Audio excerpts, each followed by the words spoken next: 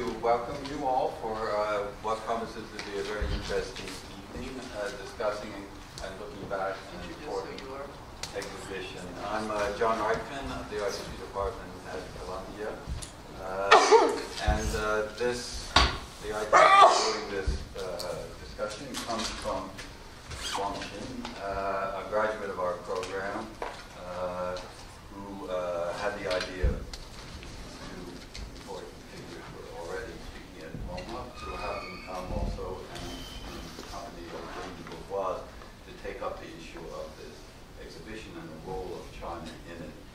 And Wang, after graduating, went on to work for a current exhibition, an important exhibition, now at the Met, called Ink Art, past as present. I see that the curator of that exhibition, is here, and after the discussion, you might all want to pick up this announcement of that exhibition and other Asian exhibitions currently at the Met.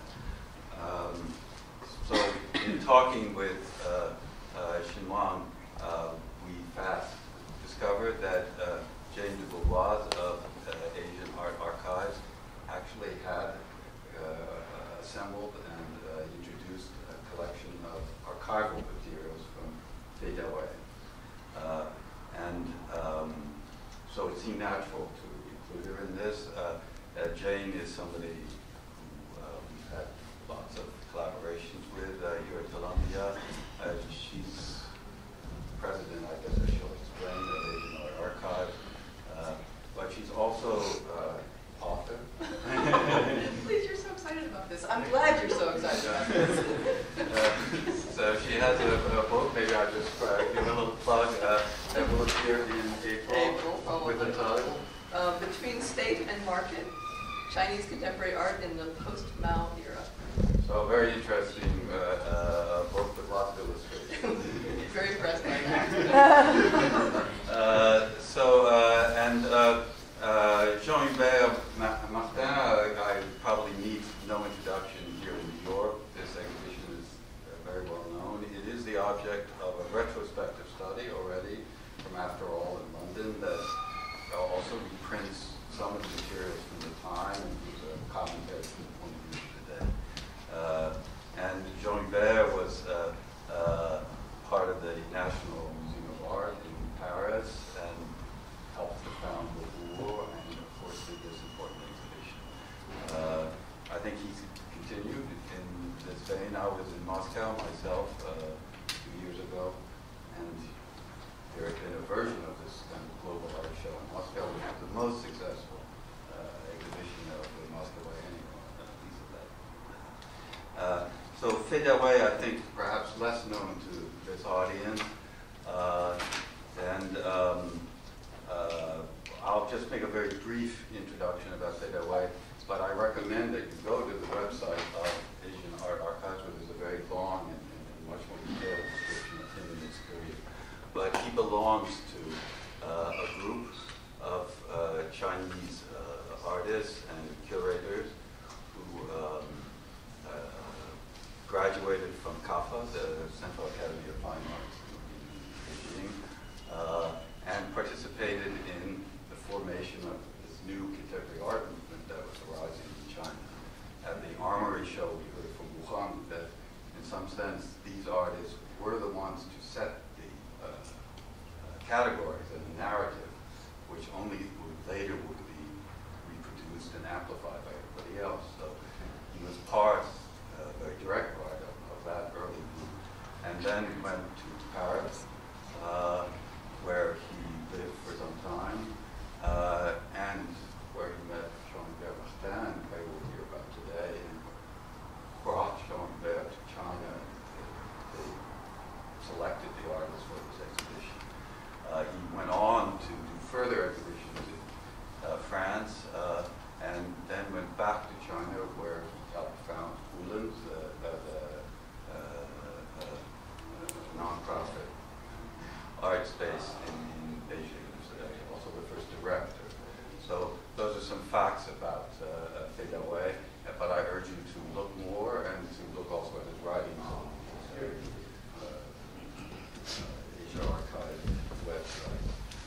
thought we would just proceed.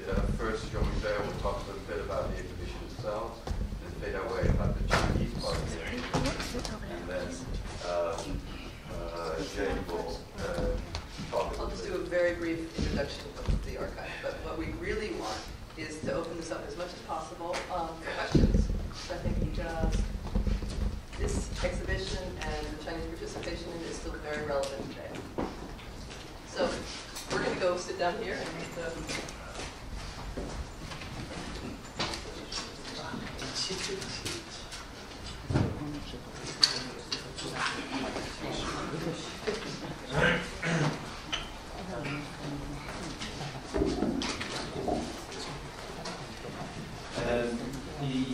exhibition Magiciens at Terre took place in 1989 in Paris in two places, in the Centre Pompidou and in a very large hall called Grande de la Villette, which was the old house, actually the capital for previous soul house. That was just next to. Well, the goal of the exhibition was actually very simple. It was to put. There's an echo. there's an echo. Sorry, not here.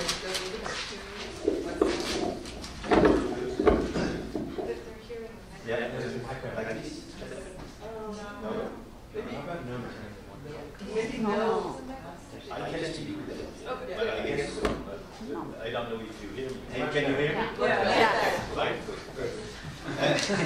Well, the goal was quite simple. It was to gather about 100 artists, a little bit more, coming from the whole world. Half of them were belonging to the what is called the avant-garde in the West, from Europe and North America, mainly conceptual artists, art opera, this kind of artists, and what let's say the tenors of this avant-garde. And the second half were people totally unknown or almost unknown that we were looking for in the rest of the world. That is in Latin America, in Asia, in Africa, and in the Pacific. So the idea for that was simple also. It was to rely on the fact that creation is always made by individuals, and that we were gathering artists who were these individuals. And we made a point to meet them all before inviting them. So I had a whole team, and we traveled in the whole world to meet these artists. It was to break with this idea that especially African art is very often considered as anonymous, and there's this sort of saying that if African art is anonymous, it's mostly because whites were not interested in the authors and didn't ask for the names.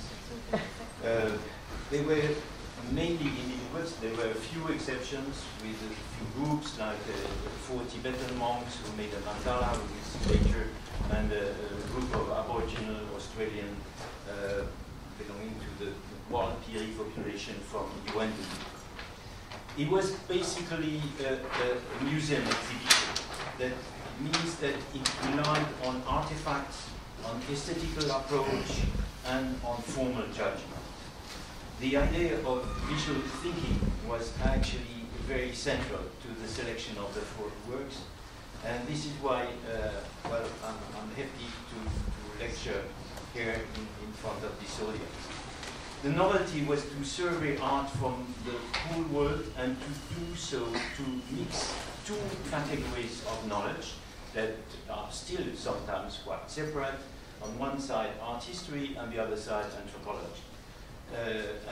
For that, the writings of Claude Lévi-Strauss were very influential to me.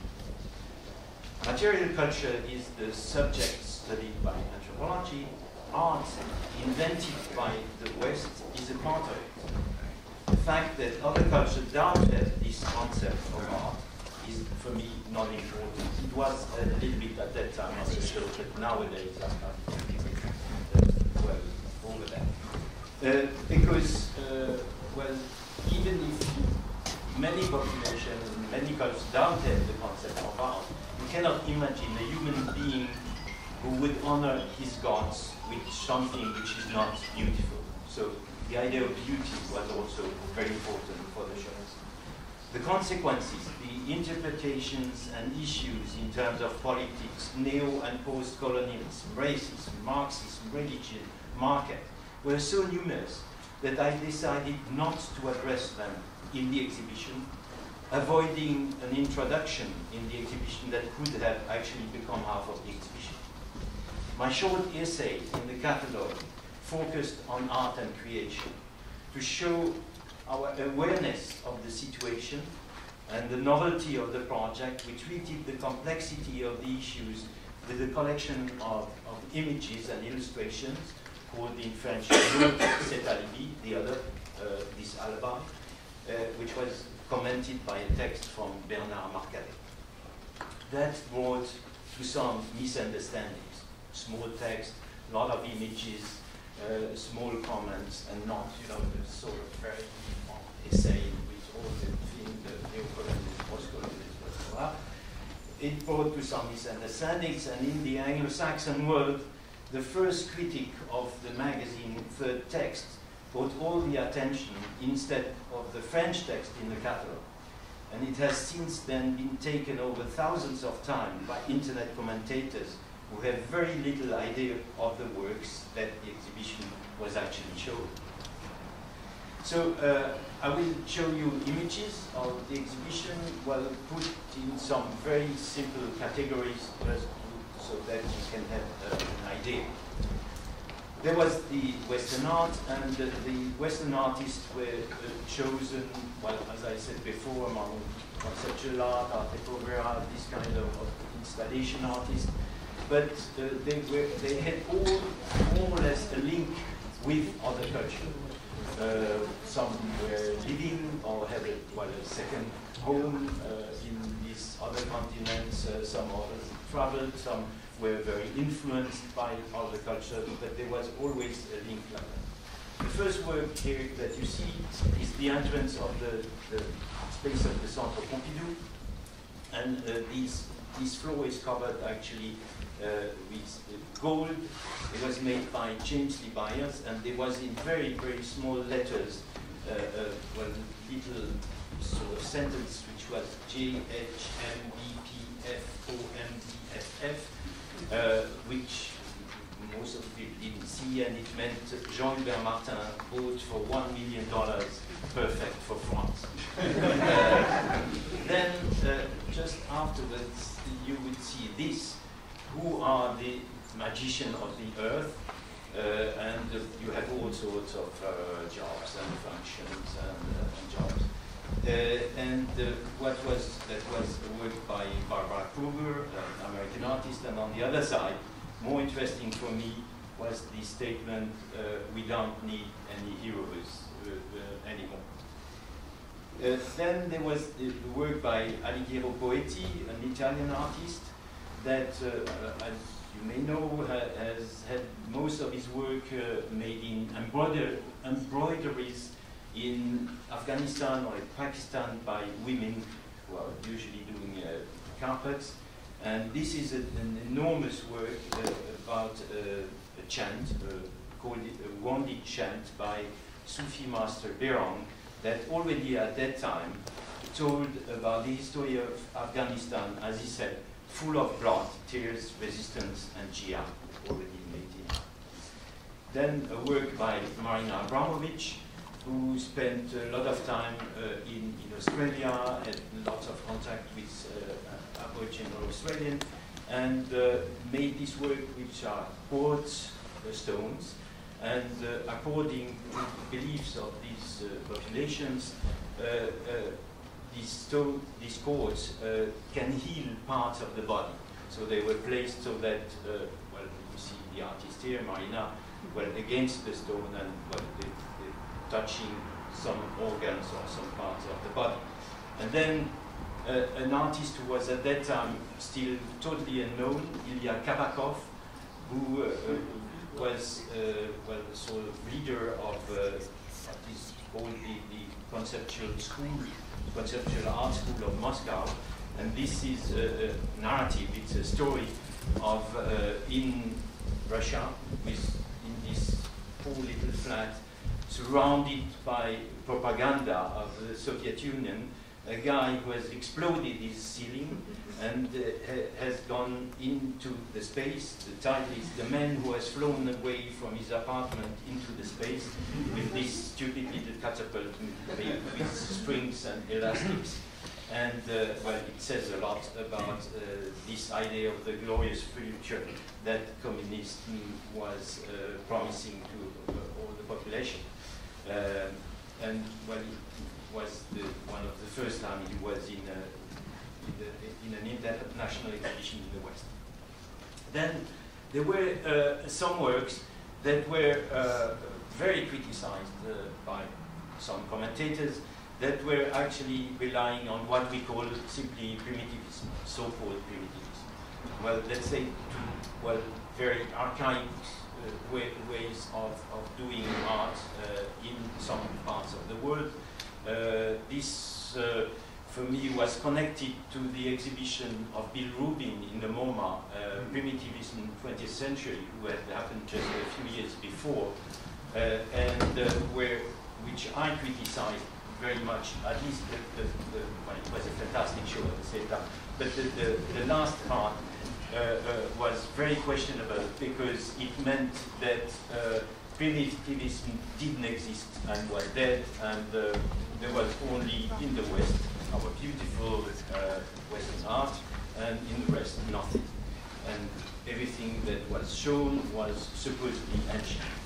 And I proved that this is wrong. Well, this is an enormous piece of dreaming made by these wild-eared people of Yuendumu, with the river, rain. Well, I have no time to explain all the details. And on the wall, Richard Long, this big circle made with mud of the river Avon, which is next to where he lives. This is another piece, front of a men's house in a little village, Apengai, next to the Sepik River in Papua New Guinea. I went there, saw well, the exact replica of that. Of course, we didn't take their men's house, but we asked them to make a replica for Paris, and we were happy enough to have it. And as you can see here in the Grande de la Villette, it was a huge painting showing, well, actually the origin of the population and with the ancestors over several generations. Another painting by Aboriginal Australian, Mo Wanjul, who is a very, very refined painter. These sort of fantastic animals, sort of monsters painted on bark, are made with very, very fine little crossed lines that they call yark in their own language. And then something, well, another category, which is religion. This is probably the most surprising thing in the way we consider art today. Well, if you go to any museum and ancient art, our museums are, well, I would say 80% full of stuff that is funeral, religious, magic, ritual, whatever. And with colonialism on one side and modernity on the other side, that disappears completely from our system of knowledge and our institutions and museums. Sometimes they would tell you, well, this is part of history of religion or anthropology, but in fact it doesn't exist for art anymore in the present. This is why I made in 2001 in Düsseldorf an exhibition only about altars and shrines of today from the whole world. I had 60 of them with lots of priests and artists coming from all over the world, and it was extraordinary in terms of the richness of visual expressions. So this, of course, it's a mandala made by 4 Tibetan monks from the Kathmandu Valley. This is interesting for us because, of course, when you ask them, they tell you that they just follow very ancient rules, and this is made from a tradition, and their input or their creativity for a piece like that, they mean is almost none.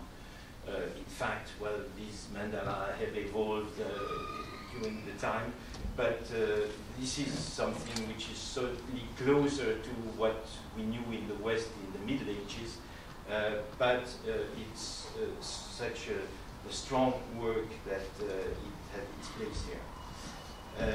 Another religious work, and something which is completely unusual for us, this is made by Mestre Didi, a priest of the Candomblé Nago cult of Bahia in Brazil, a black man, and he says very clearly that he's a priest and an artist at the same time, because he took these figures of the orishas, but made them in a very new way and decorated them with these palm tree branches and leather and shells and so on. And he has invented this new form for the orishas.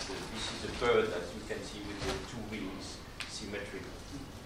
And then from Haiti, connected to the voodoo, these pieces by Patrick Villette, who is actually an intellectual, and he called that the fauteuil président, the armchair president, especially the one on the right, where the figure of the president is represented as a whole, negative, as we can see. And then there was also an artist called Lioto, who actually had died a little bit before, and who was making these metal pieces that were very strange, also connected to the voodoo, and the younger one, Gabriel Bien-Aimé, who makes these pieces cut out from sides of very big gas cans. And then a big issue in this exhibition was art versus craft. As soon as one brings works from these other cultures, funnily enough, they're considered here in our Western world as craft. But who decides of what's craft and art? I mean, in society where these two concepts don't exist, you have people who do works for their community or because they have to make figures of the gods or symbols that are very important. But this decision of either craft or art is made by Western experts and specialists. And so, obviously, a piece like that, which is very important for the Navajo, pieces of mineral powders they make on sand, and which are made for healing ceremonies, are something very valuable with very important symbols, and it's sacred. So obviously it's not just craft.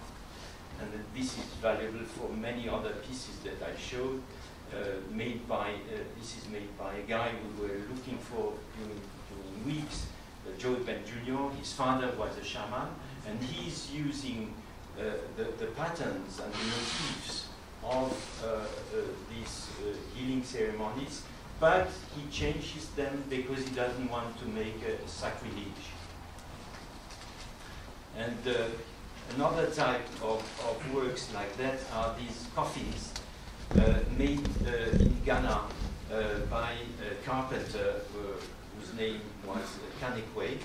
Actually, I discovered afterwards that I got everything completely wrong with him, because he told me he was the inventor of these coffins, as you see, with very different shapes, animals, or even a Mercedes car at the end. No, we don't get it here. And each coffin is related to, well, some part of the biography of the deceased person, or to some job, for instance, and this guy told me that he had created that for an uncle of his who was a fisherman, and he made a coffin in shape of the boat. Well, he then told me to deal with his son. His son actually made a contract with another artist. For years I thought it was from Kanekwe. They're actually from Paraguay. And now there is a scholar who found out that Kanekwe wasn't the inventor of these coffins. There was another guy before him who actually invented them. Nevertheless, they're very extraordinary, and well, I consider them as art, of course. Then the house of Esther Mashlangu from the Debele tribe of South Africa, and we wanted to be as close as possible to the original materials and ways things were made in the context of the situation of the artist, and this is why instead of asking her to paint just a wall or to paint on canvas, we rebuilt her house. She was, you can imagine how surprised she was when she arrived in Paris and saw her house here, and she painted it in this way. So she is, of course, this is a ritual which is made by most of the women of this population. Our task was to find the one that was the most skillful and would make the best quality paintings. That was the case with Esther Mashlan. Here she is.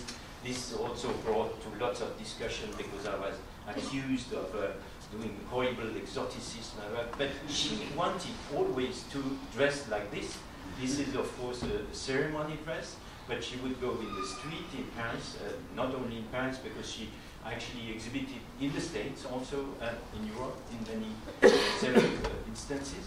And she is proud to show her identity this way, something that is very difficult to understand for our very politically oriented critics.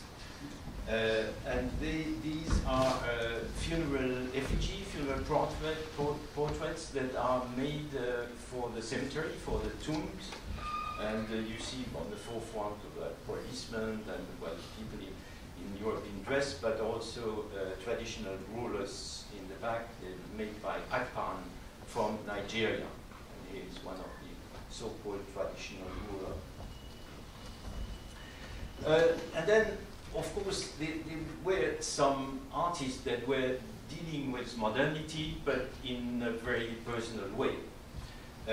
In Africa, for instance, we met several artists who had, of course, a knowledge of modernity and were negotiating that in their own way, and the same thing in China.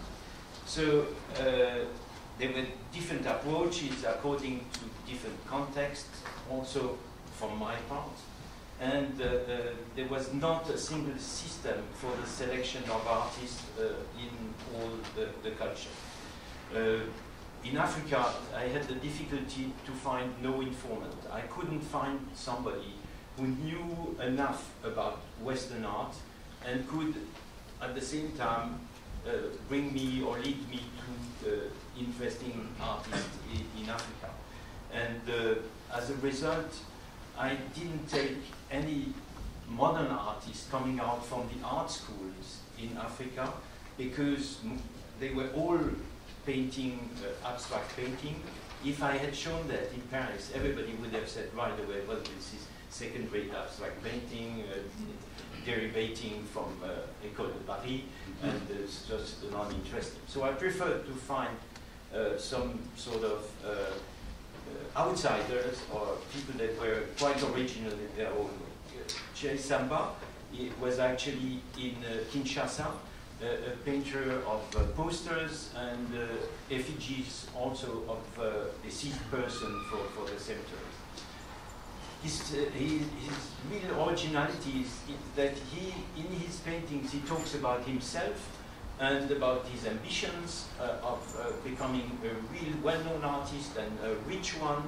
And he even very often tells with his paintings about his conflicts with the dealers and how difficult it is to earn money and so on.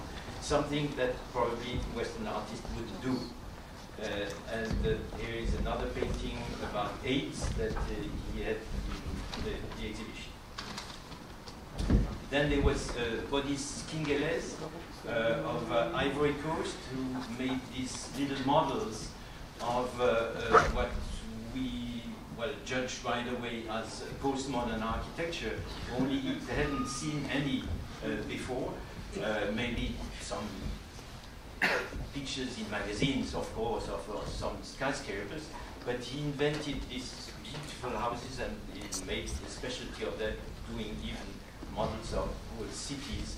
And he actually brought that before we knew him to a gallery, and they said, but you know, art is painting, what you're doing is not art, and he was rejected everywhere until we found him and well, made actually his career, because since then he's been exhibiting many international exhibitions. And then another one who has had a career since Magiciens de la Terre is Brully Boisbré, also from Ivory Coast, who created an African alphabet. You can see here one of the words, and has made hundreds, if not thousands, of little drawings the size of a postcard, sort of encyclopedia of the visual world that surrounds him. Here, for instance, you have a series with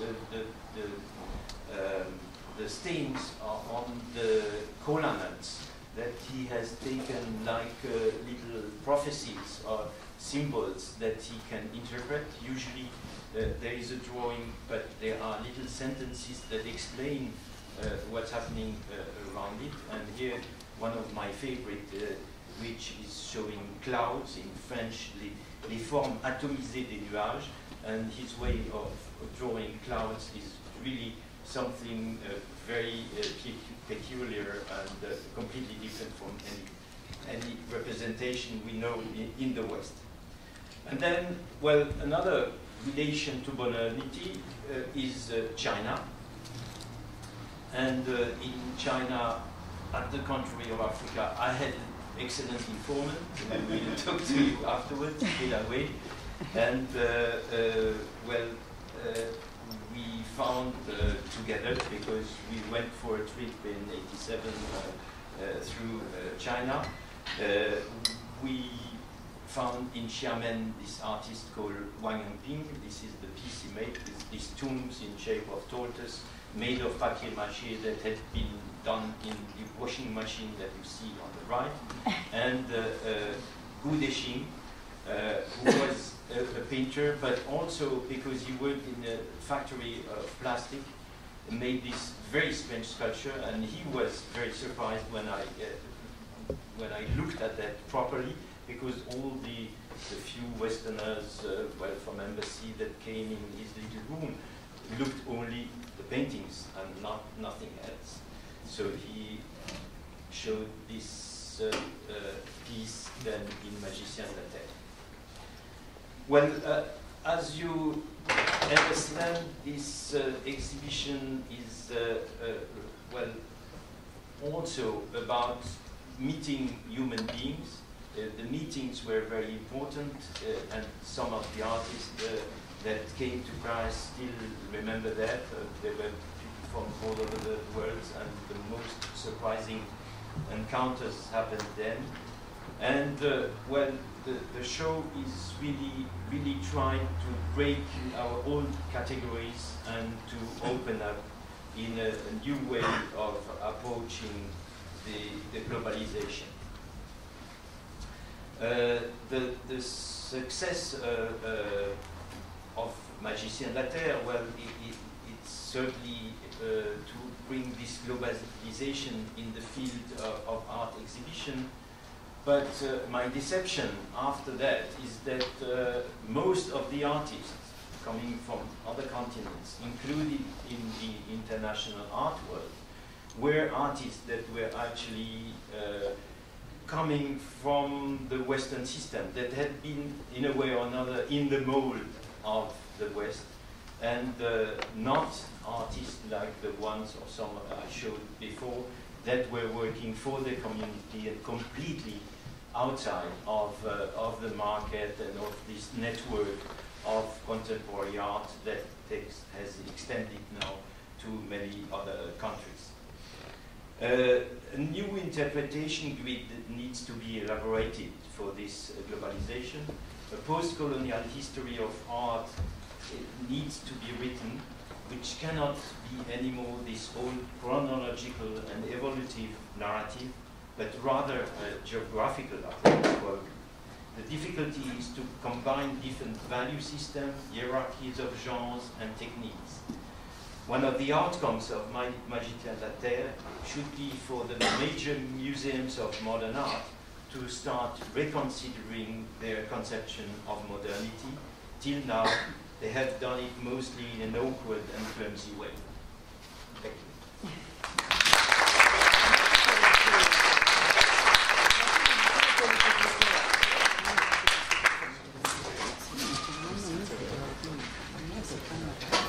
We actually have more seats over here, so feel free to come to the front.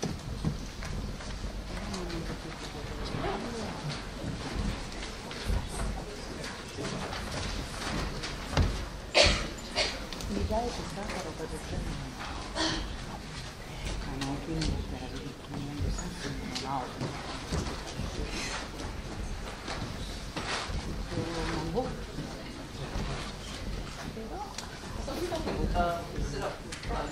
Still seats over here. Go up there. Can we stand it This over there? one, you want to stand there? I won't touch anything.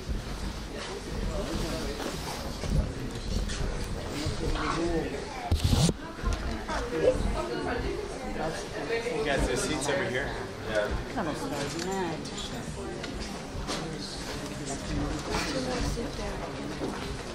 Oh, sorry. 彭良，这边还有位子，你们过来吧。 Behind the camera, please. Okay, sure.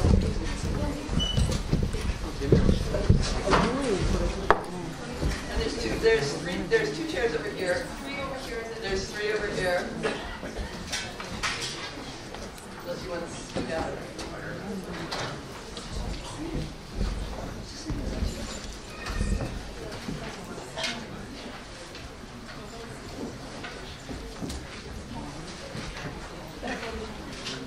I just want to open by saying that Fei Dawei is actually perfectly fluent in French, but for the benefit of us whose knowledge of French is limited or non-existent, he'll be speaking Chinese and I'll translate for him. But afterwards, when we're talking among ourselves, feel free to talk to him in French if that's the language of your choice. 不好意思，这个我的英语不行，所以要通过翻译来讲。 Sorry, my English is limited, so I'll speak through translation. 非常谢谢这个 AA 的邀请和这个将 Rajchman 先生的这个邀请，能够在这里跟大家讲一讲我在这个大地魔术师的这个参加的这个经验。 Special thanks to HR Archive Dean and also John Rajchman, Professor Rajchman, for inviting me over here to talk about my involvement in the Magiciens exhibition. 这个大地魔术师这个计划也是一个偶然的巧合，对我来说是能够让我碰到这样的一个计划。同时，这个展览也完全改变了我个人的命运，因为1989年6月5号，我去这个大地魔术师的这个讨论会，也就是天安门广场这个事件的第2天，所以我后来就留在法国。 So my encounter with Magiciens de Terre was random, but it also completely changed my life afterwards because when I participated in the symposium organized for Magiciens de Terre, it took place on June 5th, 1989, a day after the Tiananmen Square incident happened. And after that, I decided to stay in France. 所以这个事情呢，就是我可以回溯到这个1986年。这个1986年的时候，我在中央美术学院是老师，当时是被法国文化部邀请去法国讲学8个月，1980年10月份。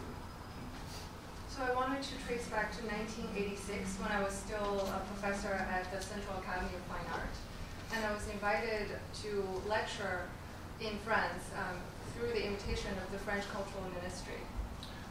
我到法国的第一天，这个法国的这个有一个很小的晚宴，政府部门来欢迎我们。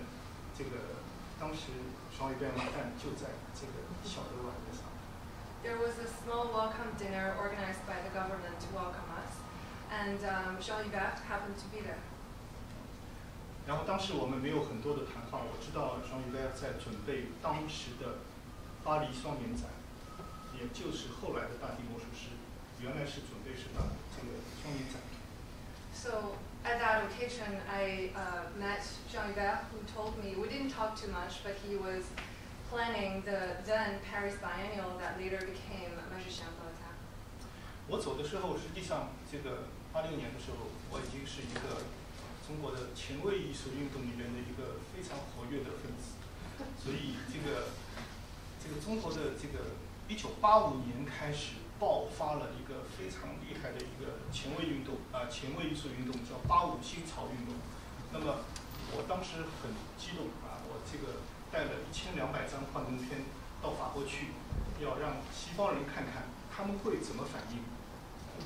When I embarked on my journey in 1986 in October to France, by that time I was already a really active member of the avant-garde movements in China that started in 1985, known as the phenomenon of 85 avant-garde.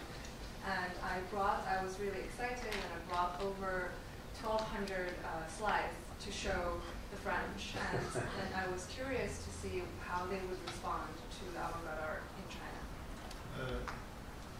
我在法国的很多的学校里边，大学和美术馆，这个里边开讲座就是在非常多的地方开讲座。然后这个2-3个月以后，Jean-Hubert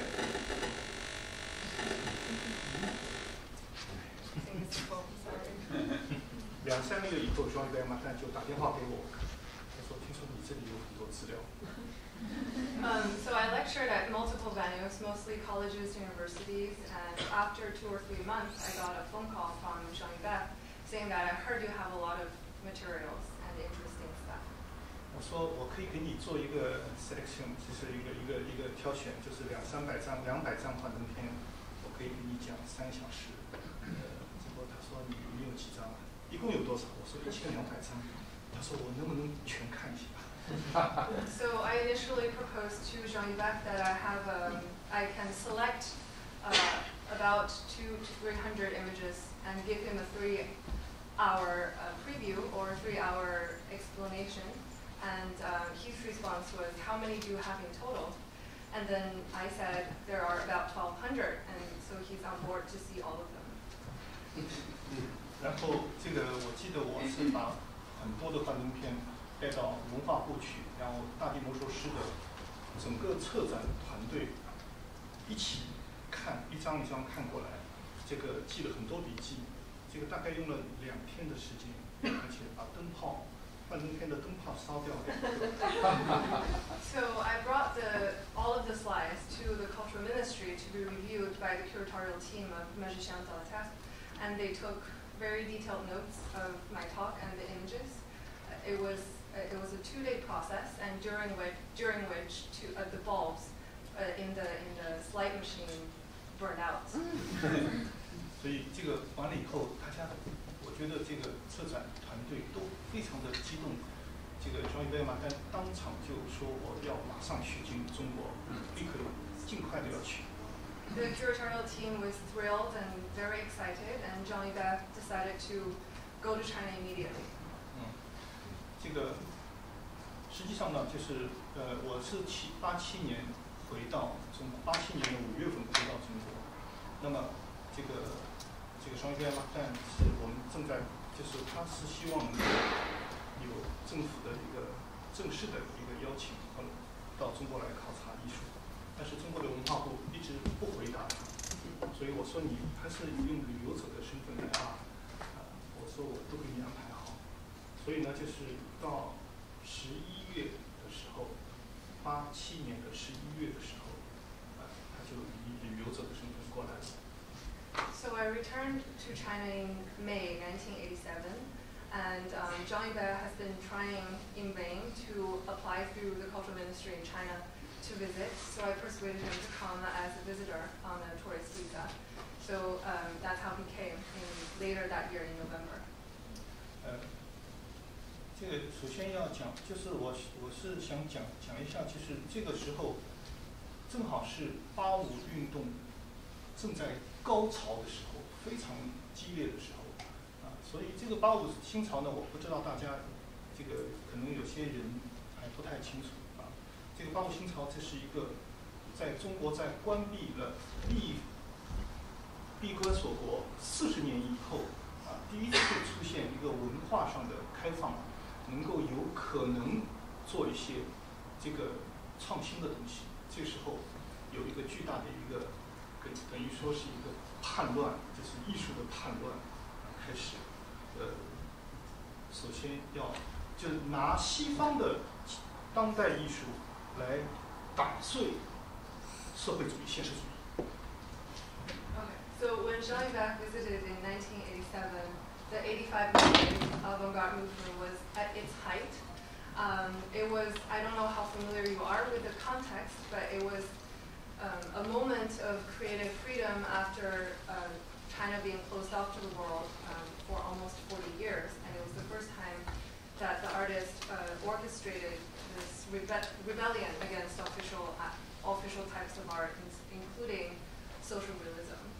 这个85新潮呢，是在1985年开始到1989年，差不多4年的时间。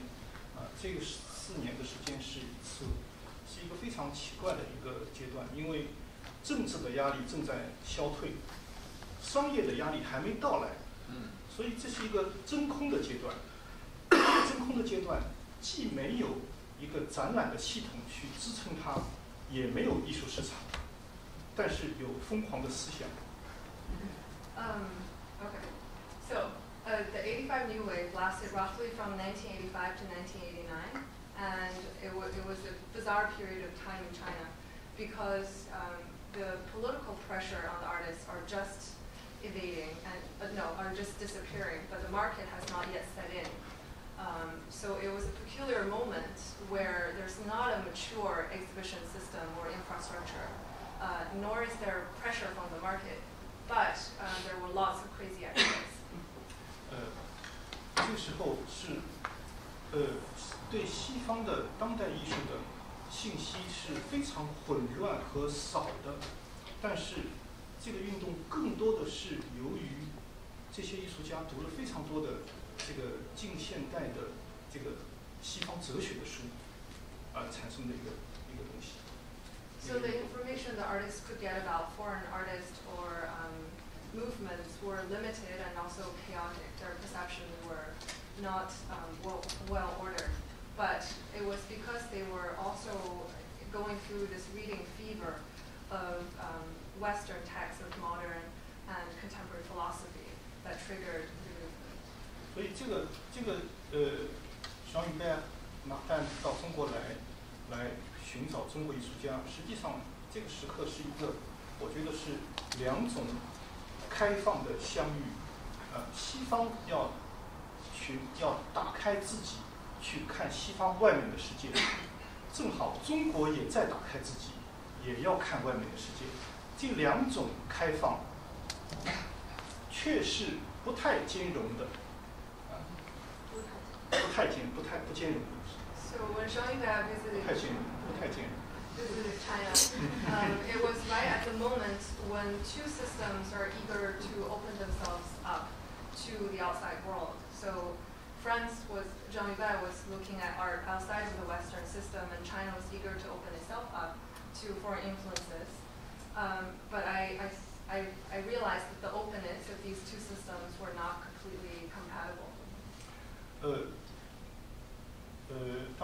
巴黎看了非常多的幻灯片，在巴黎我们看幻灯片里面有非常多的官方艺术的东西、传统艺术的东西，但是这个Jean-Hubert还是希望在中国再看看有没有传统的这方面的复活的可能性。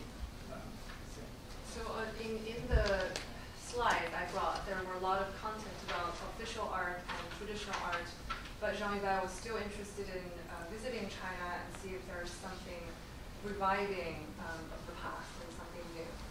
所以我安排这个Jean-Hubert在中国的20天里边、18天里边，这个开头的3天完全是在官方的艺术里边、学院派的艺术里边转来转去，搞得他很痛苦。During the first 3 days of the 18-day trip I had organized for Jean-Hubert, I introduced him exclusively to the officialdom, the type of academic and official art, and he was very painful.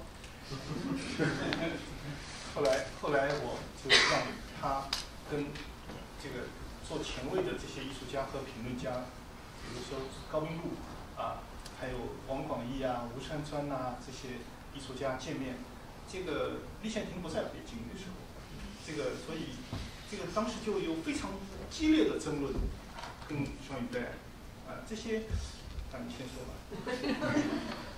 And then I arranged him to meet the more avant-garde artists and critics, including Gao Minglu, who's a curator and art critic, and artists such as Wang Guangyi. Li Xianting, who's considered the godfather of contemporary art, was not in Beijing at the time. And so when Jean-Hubert met with these people, there were heated debates with him regarding. 所以这个应该什么样的艺术家是最应该在国外展示？是不是传统的东西更合适，还是前卫的东西更合适？所以在这个上面，我们有非常多的讨论。There were lots of debates about which artists would be considered more suitable or more deserving of being exhibited overseas. And should it be more traditional types of art, or should it be art that are newer?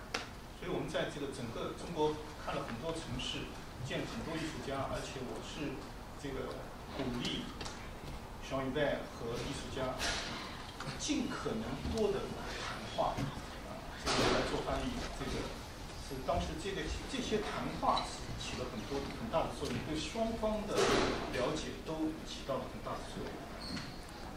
So we visited many cities and encouraged Jean-Hubert to meet and talk with as many artists as possible. And I helped translating their conversations, and those dialogues proved very important for their mutual understanding and exchange.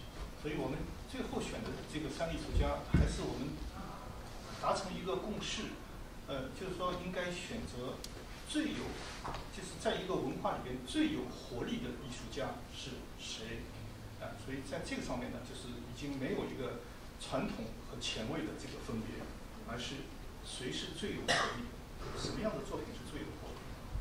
So we reached the consensus that we wanted to select the works and artists who were most dynamic at the time or on the scene, regardless of whether they belong to the traditional camp or the contemporary art camp. 我现在可能时间非常短，所以我会放幻灯片放得非常快。I'll quickly go through some of the slides.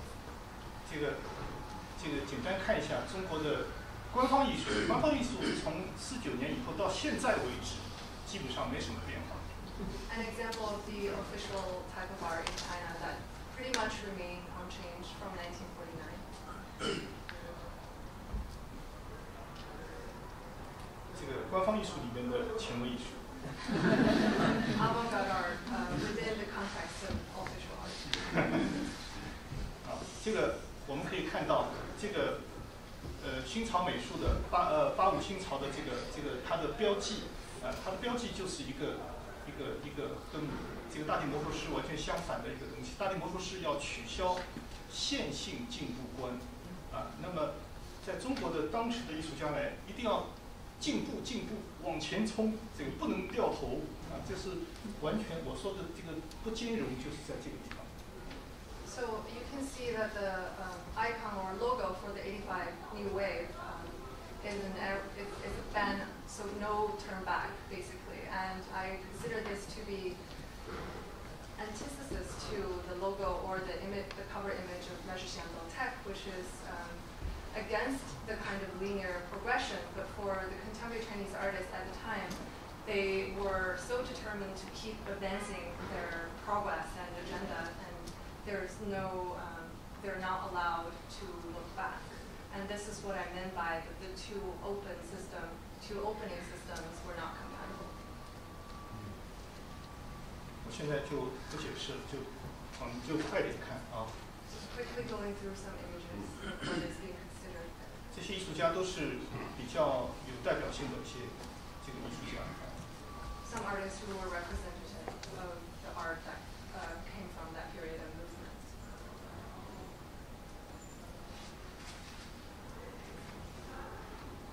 王广义书群。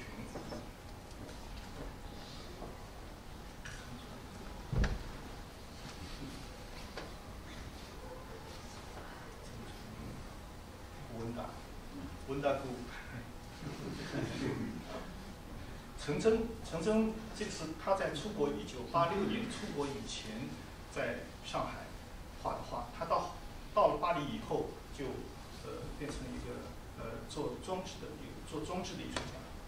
These were paintings done by the artist Chen Zhen before he left China in 1986, and after he moved to France, he started to do installation work.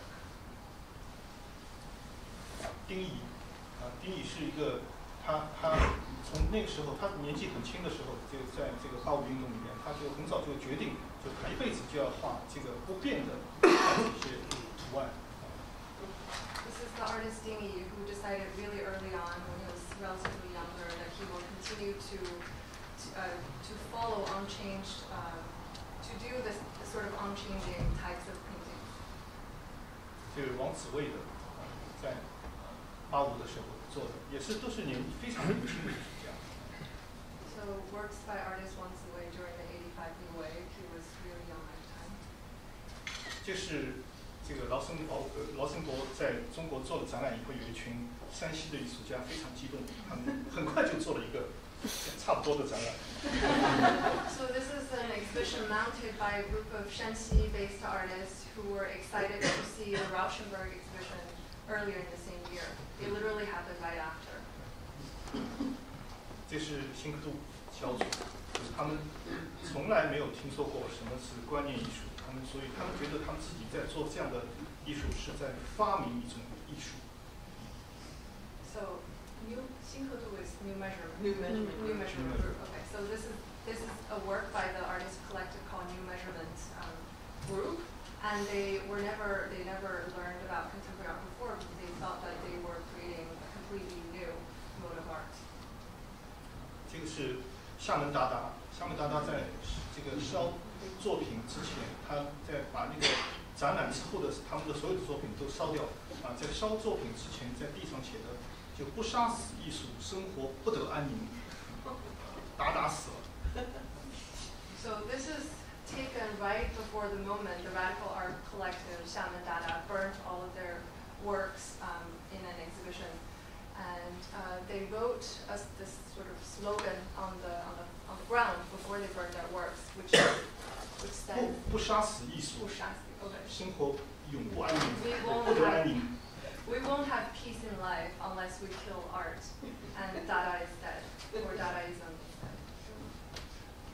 他们的很多这次把作品全烧掉，他们的很多活动都是其实很像 Fluxus 的做的事情，但是他们从来没有听说过 Fluxus。A lot of what they did share a similar sensibility with Fluxus, but they've never heard of them before.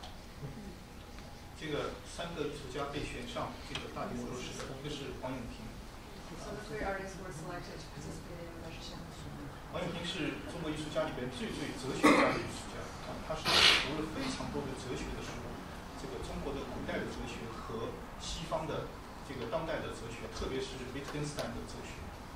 So Huang Yongping was the philosopher among all of the avant-garde artists because he devoured a lot of philosophical texts that range from traditional Chinese philosophy to modern contemporary Western texts. 他这个是参加大地魔术师的一个计划，这个计划呢是他把他的福建的这个坟墓的形式要用纸浆做出来。这个纸浆呢是他要洗很多很多的书，在洗衣机里面洗完以后变成纸浆，堆出来这个坟墓的样子。那么你先翻。So this is the plan Huang Yongping made for the Magiciens exhibition. Essentially, he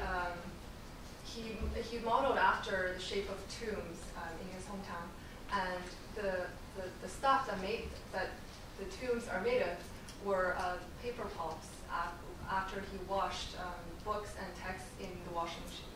他的这个作品里面有好几层的这个 paradox， 这个就是悖论和这个 metaphor， 就是隐喻，就是这个一方面就是说。洗书是洗文化，而且呢是对创造这个概念的洗涤。然后呢，这个坟墓是走向死亡的东西，这个它整个这个坟墓也是一个文化的象征。坟墓是走向死亡的，也就是说文化这个东西它同时在走向死亡，同时它被洗涤以后又被不停地被激活。Okay. So,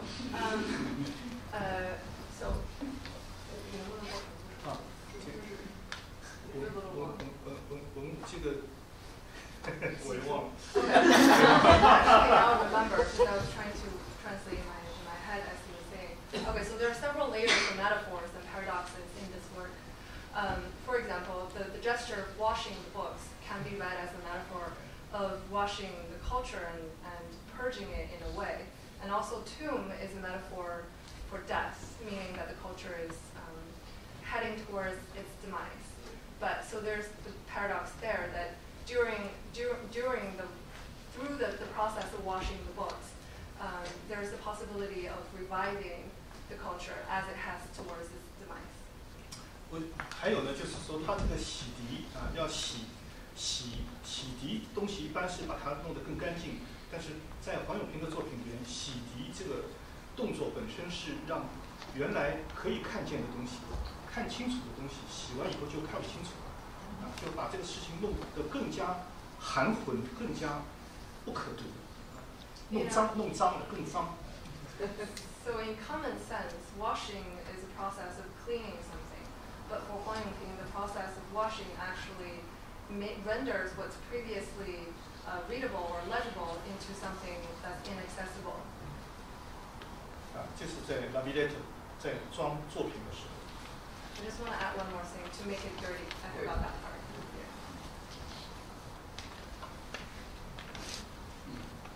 这是杨洁昌的作品。杨洁昌在这个，杨洁昌是一个国画家，但是他完全是以一种就是反传统的非常激烈的反传统的姿态去做传统的东西，用传统的一些 element， 就是一些因素就说比如说这个纸和墨，但是他通过这些材料来做最激烈的一种反传统的一种态度。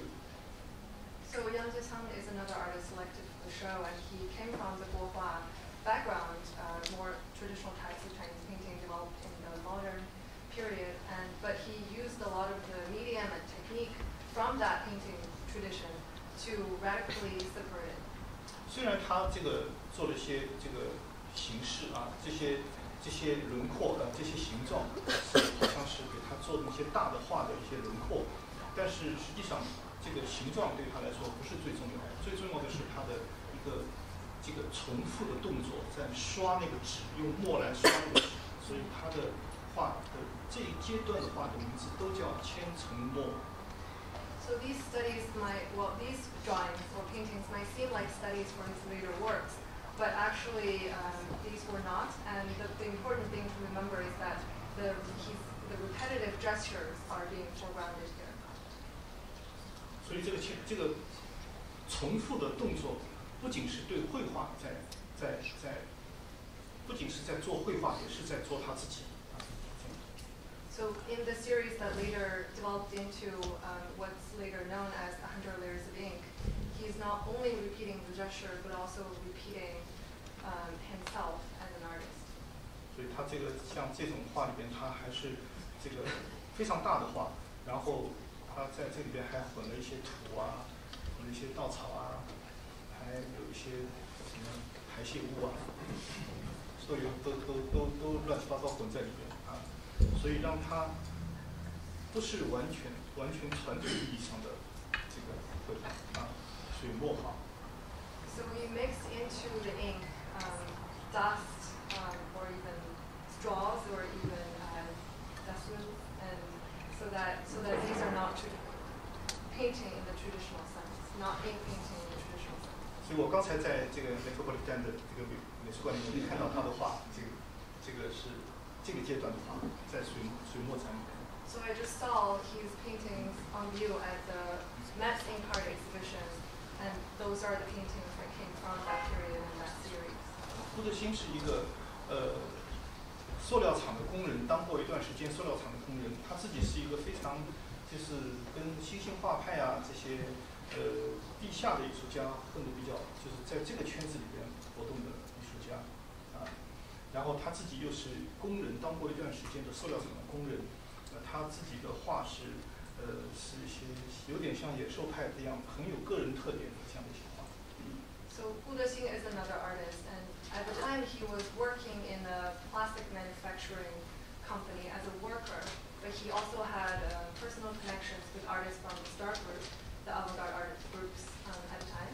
And so a lot of his works had this art evocative of the Fauvism sensibility, and he was very much intent on making use of his own background and work experiences in the company.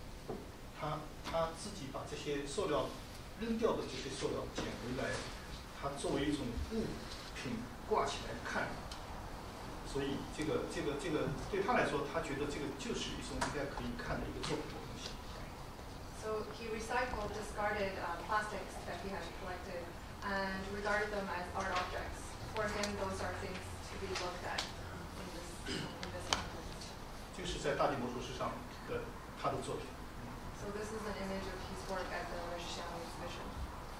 啊，这个是他们3个人和南俊北在一起。 So the 3 Chinese artists was Nanjun Pai. 好的，我这个时间已经到了。我还有些内容，但是我可以在提问的时候，如果有机会再说。我就先说到这里，这个谢谢大家。 So since time is up, I will stop here, but I've prepared more materials. So if you have questions, I might be able to talk about them later. Thank you.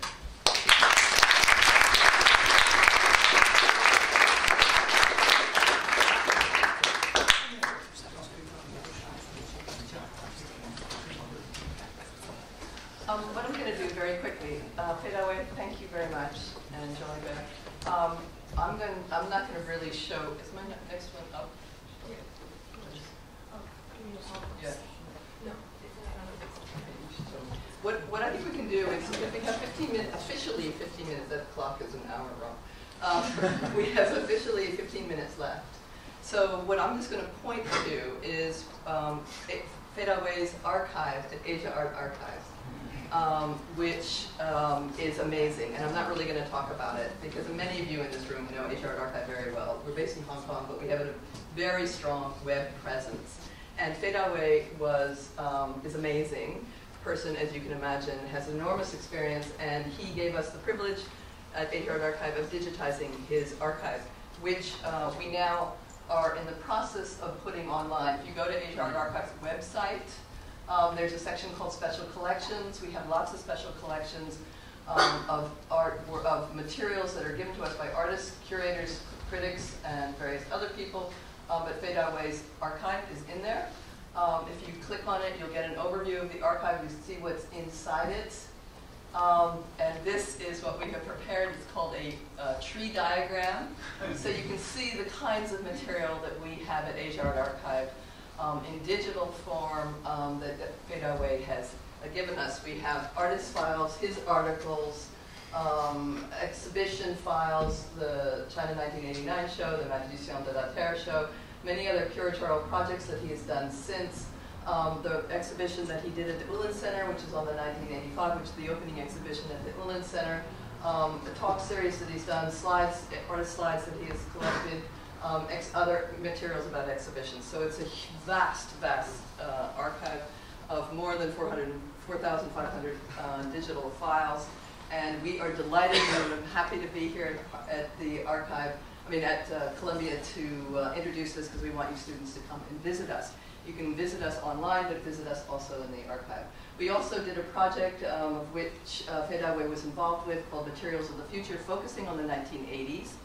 We have a website that you can enter through the Age Art Archive website or through its own thing. I noticed that we have some other members who have been interviewed for this website, but there's some very, very interesting. We did over 100 interviews for this. The transcripts are all online. And also, we've made short videos of each one of these online interviews. They're about 10 to 20 minutes long. They're highlights of the interviews. The one with Fei Dawei talks about les Magiciens de la Terre and is extremely colorful. But there are other people who are also been interviewed in here. So there's about 75 interviews online and available. If you go to YouTube, we have our own station there. Anyway, here's Fei Dawei's interview. He talks about Magiciens de la Terre and lots of other things in it. Here's some of the kinds of materials we have at the archive. And I just want to end with this. This is Fei Dawei's young man, Jean-Hubert Martin. We have Shen Yuan, who is Huang Yongping's wife on the right. We have Huang Yongping, Fei Dawei, Jean-Hubert, and who's on the left? Fei Dawei. 那个在左边是谁？林家华。林家华是谁？是厦门达达的。Anyway, I'm going to leave it like that because I think we have 10, 15 minutes left, and I think the most exciting thing would be for people to ask questions, because it's such an unusual opportunity to have Jean-Hubert here and to Fei Dawei here. And also, I think it's interesting, the whole idea of how you present work from non-Western countries in major museums is an issue that has not yet completely been resolved. And I think your comment about how Western museums, mainstream museums, are dealing with that even to this day is an interesting one. It'd be one, because we have some members of Western museums, major curators and directors of Western museums in this audience, it would be one to talk about a little bit further. So anyway, what I would like to do is open up, maybe, John, do you want to run the Q&A? I can't. Go ahead. Okay. Open this up to questions. Can I just make a small announcement? Because you understood that it's now 25 years that Magiciens that they happened, and the Centre Pompidou is organizing several events, but especially I want to mention that because there are some students here, there is a summer university beginning of July, this coming July, to study during 2 weeks all the archives of Magiciens that they try to explain how one could make a global exhibition in a context where internet didn't exist. Well, maybe, why don't you come up here, and maybe you can come up here, and no.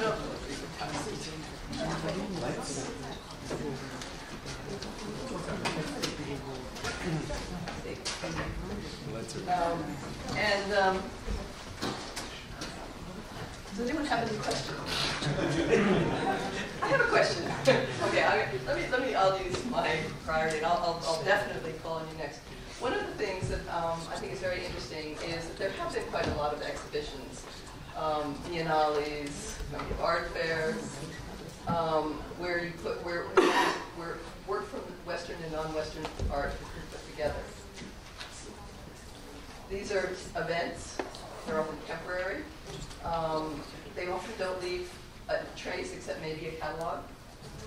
But what I've seen is that still today, there has been a reluctance or a hesitation to collect work from non-Western areas into mainstream Western museums.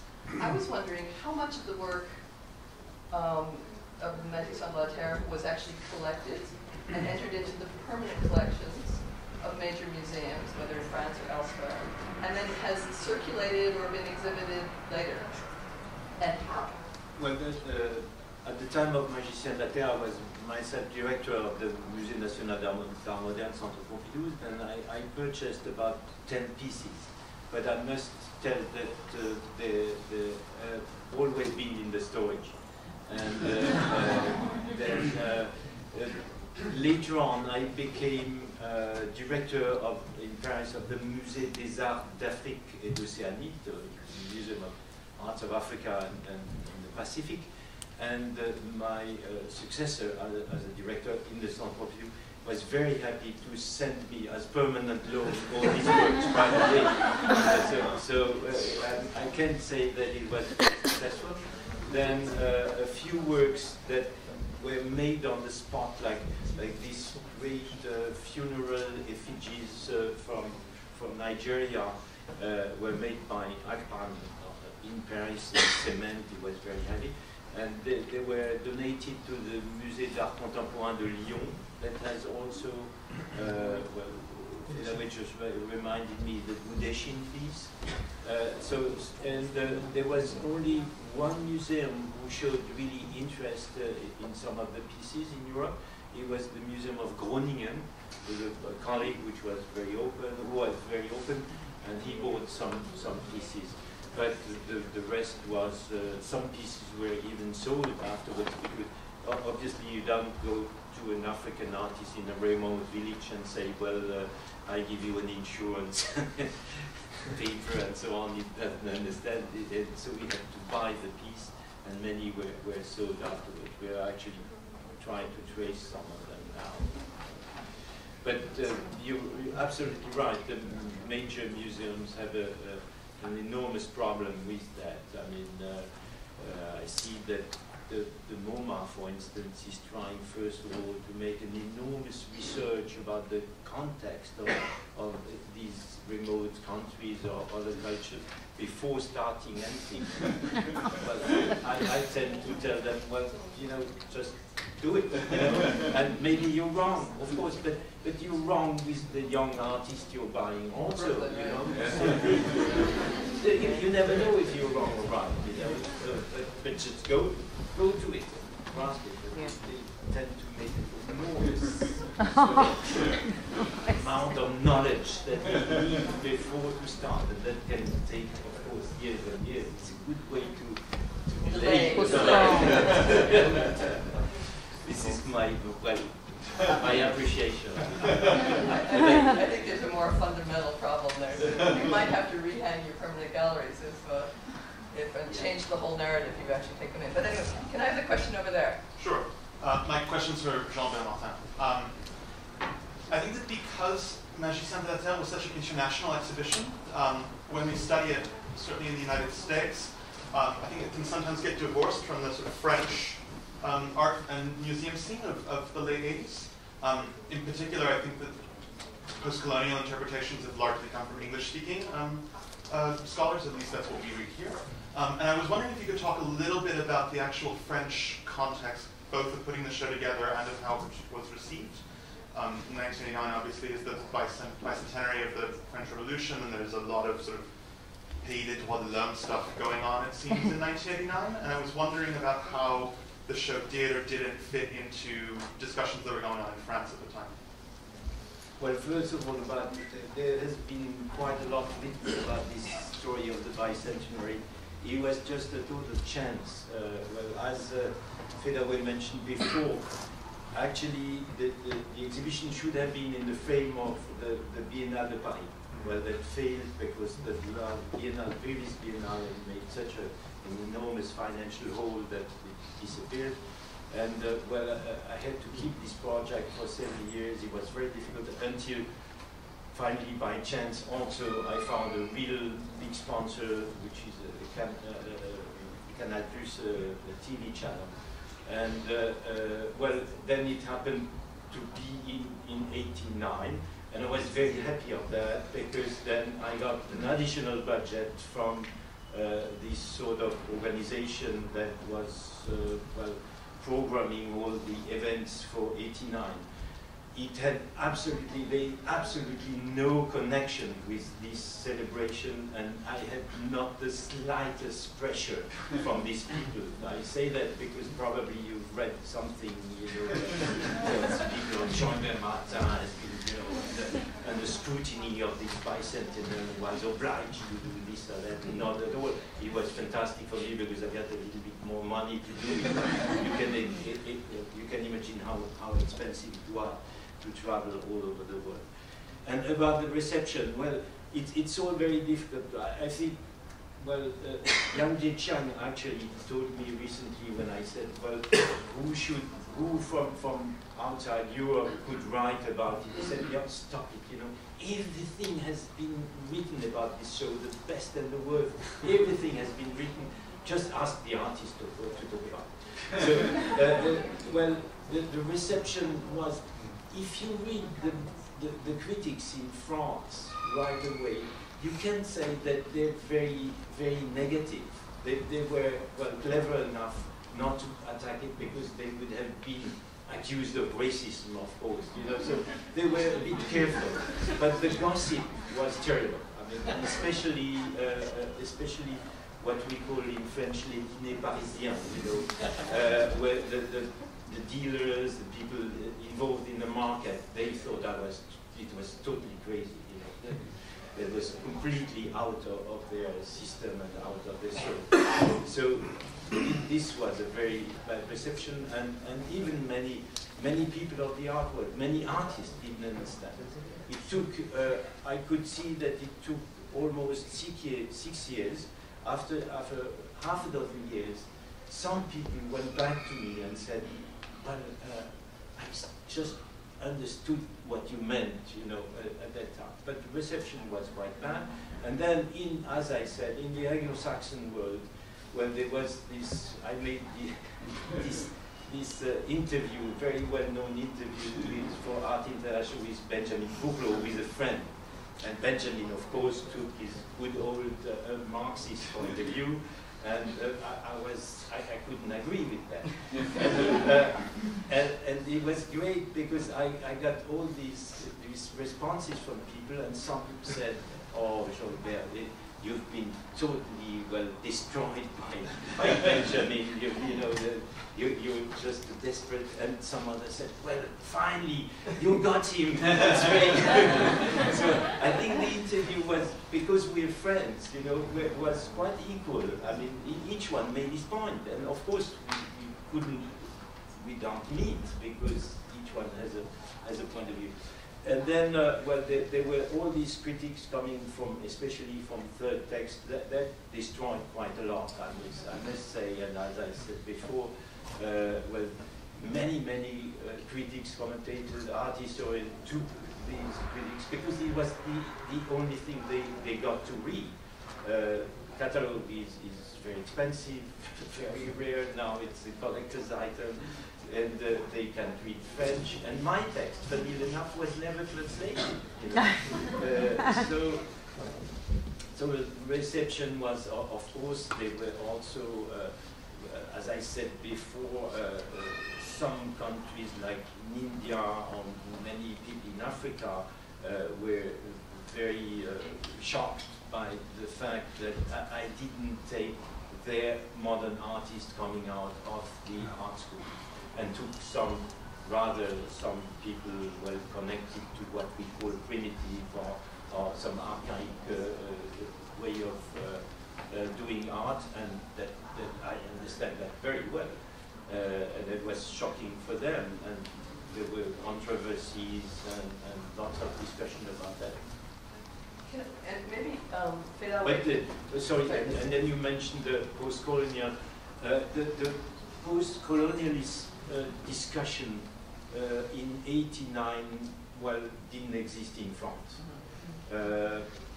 I made one of the first discussion about post-colonialism actually a few years later when I was at the Musée des Arts d'Afrique et d'Océanie.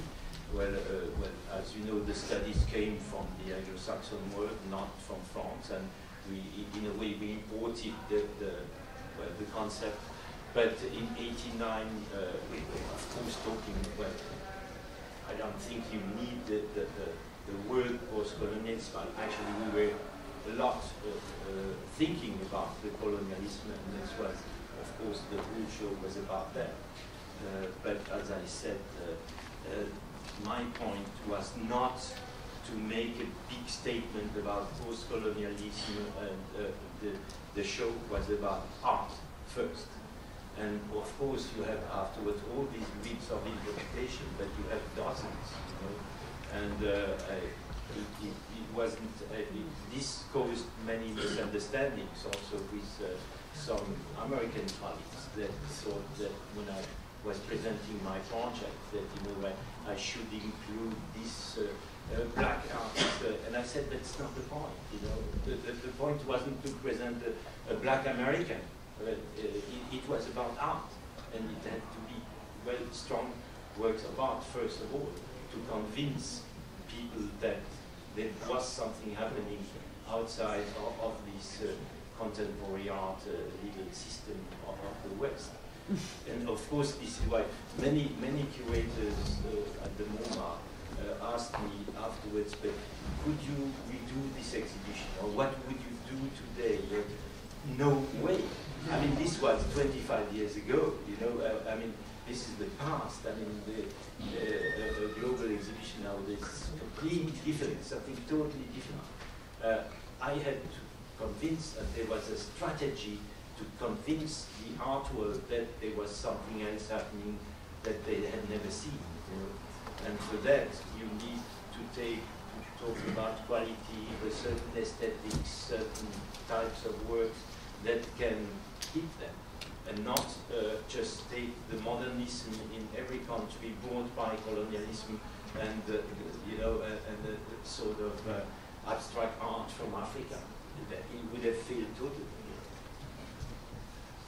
The one question.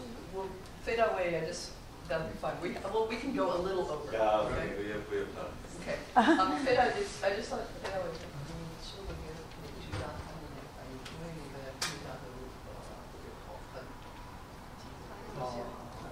Well, one of the things I just asked, it would be interesting to compare is much of the criticism was very negative, although in stark contrast in some ways to the response of the artists themselves. And I've heard this many times from many different artists. I thought that maybe Fei Dawei could talk a little bit about some of the responses that he got and continues to get from some of the artists that he knew about who worked in the show.当然，就是参加大地魔术师的中国艺术家是很高兴，但是我是想找到一个角度来说这个问题。Of course, the artists were thrilled to be invited and involved in the Magiciens exhibition, but I wanted to find a different angle to talk about this. 中国当代艺术家就是被所谓外界西方世界发现有3次比较重要的时刻。第一次是大地魔术师，第二次是1993年的格尼多·奥利瓦在威尼斯双年展上，做了这个中国艺术家的一个群展。第3次是1999年，哈拉加门在威尼斯双年展上做了很多的中国艺术家。There were 3 moments when contemporary Chinese artists were introduced on the international stage. The first one being the 1989 Magiciens exhibition. The second is the Venice Biennale in 1993, curated by Benito Oliva, followed by the Venice Biennale curated by Harold Zeman in 1999. 后2次的出现，这个总策划人本尼多·奥利瓦和哈拉加门在非常多的访谈里边，说是我发现了中国当代艺术。我第一次发现了他们。The chief curators of the 2 latter exhibitions repeated many times in interviews that stressing that they were the first one who discovered contemporary Chinese art. 这个Jean-Hubert Martin在大地魔术师上从来没有说，我发现了中国当代艺术，我发现了刚果艺术家，我发现了什么，从来没有这样的态度，而且。中国艺术家不会放在一起，而是散布在各个地方，作为个人的艺术的质量的原因才参加展览。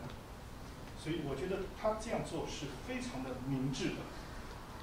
But in contrary, Jean-Hubert Martin never stressed that he was the one who discovered contemporary Chinese art. Instead, the works were selected based on their merit and their quality, and the Chinese artists were not clustered in one, one area. They were dispersed in that big exhibition.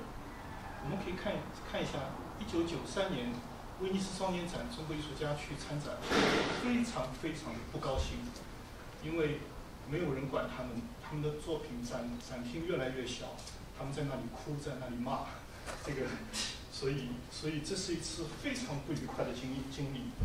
But the 1993 Venice Biennale was a really unpleasant experience for a lot of the Chinese artists who participated, because they realized that their presence has been dramatically shrinked, as reflected in the area of their exhibition space. So there was an outcry in response to that.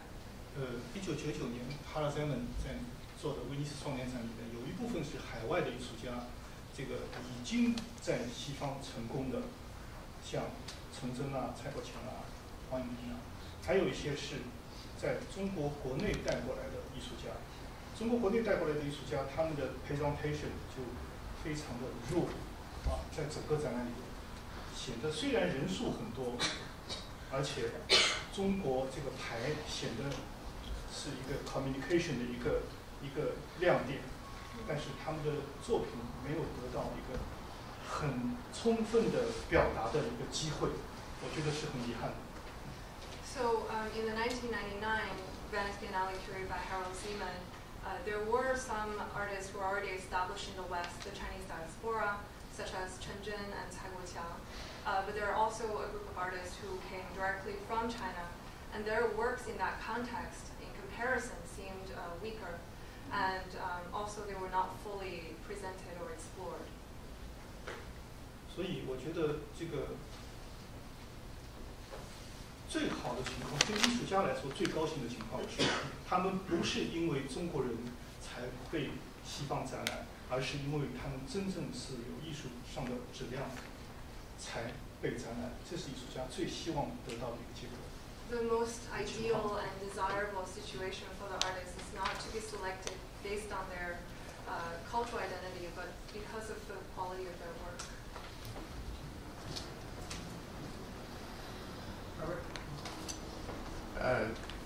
Mr. Jean-Hubert Martin, it's a great pleasure to have you here. By the way, in response to that last question, there was a Biennale de Lyon in 1997 that preceded the 99 show by Harold Zeman that also brought many Chinese artists to France at that time.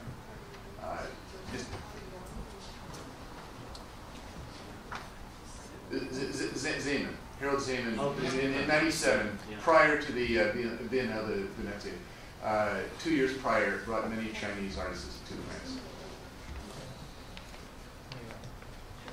Yeah. They were there. 2007. No, I'm talking about 1997. 1997. There's a dispute. We can go offline on this. Yeah. Anyway, he brought Chinese artists into the Biennale. Anyway, the question I have, as an American critic of the last 35 years, I want to ask you from a French context, do you think the major problem with the reception was the fact that it was primarily about art?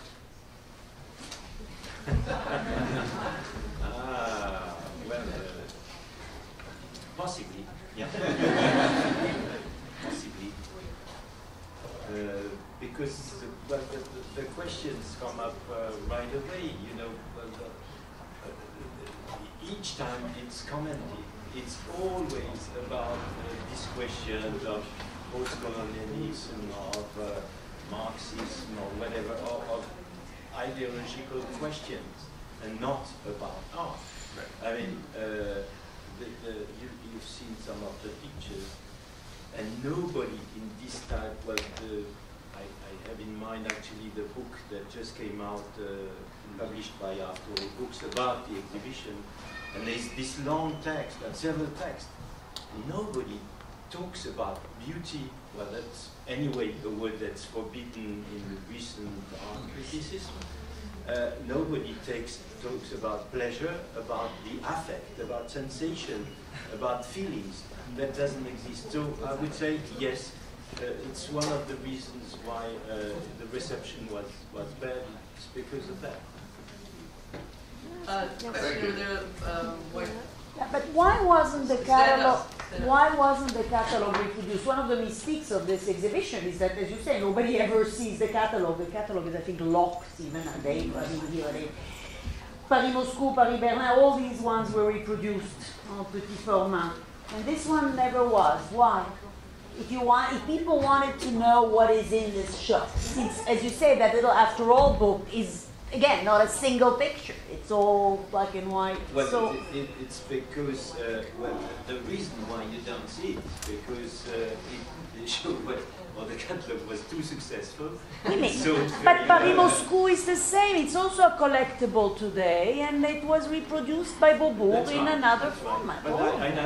But I tried during years to have it. Yeah, sure. They never wanted to do it. They thought the copyright was too complicated. They were afraid of asking these African artists, their copyrights and not. I see. And now we are actually, the Centre Pompidou is actually publishing a book, which for me will be much better than the catalogue. A book about the exhibition with the full picture material of the whole show.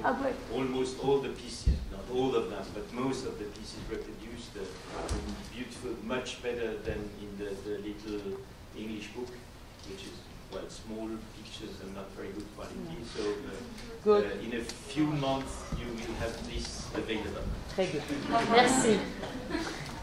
Yes? I have a question. Stand up, please. I have a question for Fei Dawei. So this concept of reading fever really fascinates me.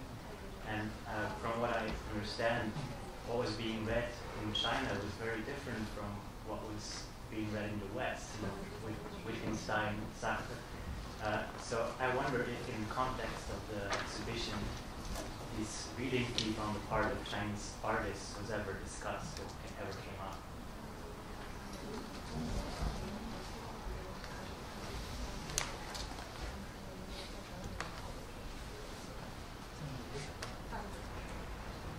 You meant in the context of the Magiciens exhibition? Yeah. Well, then how did it influence the artists that we were talking about? 当然，这个读书是这个时代80年代的艺术家一个广泛的现象，就是都读的很多，但是像黄永平是读的特别多的一个题啊，这个怎么说呢？就是当我们进入到一个大地魔术师准备大地魔术师这个展览的时候，我们讨论的都是一些具体的艺术的计划的问题，而且有很多时间是花上去是为了让这个3个艺术家拿到护照。他们没有护照，这个中国政府说我们中国有很好的魔术师，为什么要派这些不会变魔术的人去？所以就不给他们护照。So it was a widespread phenomenon for contemporary Chinese artists during the 80s to read foreign texts via translation, of course.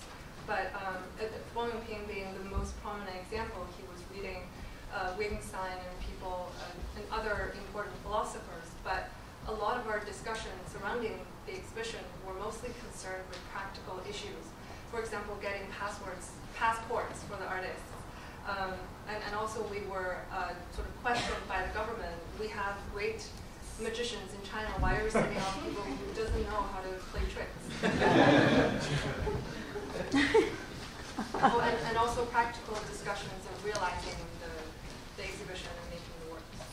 Actually, we invited the 3 Chinese artists to participate to a Congress of Artists, because if we had told the authorities the kind of works they were doing and that we were planning to exhibit, they would have never left China. So we just invited them to participate to a sort of meeting, and they came with nothing in their pockets, and they made the works on the spot in Paris.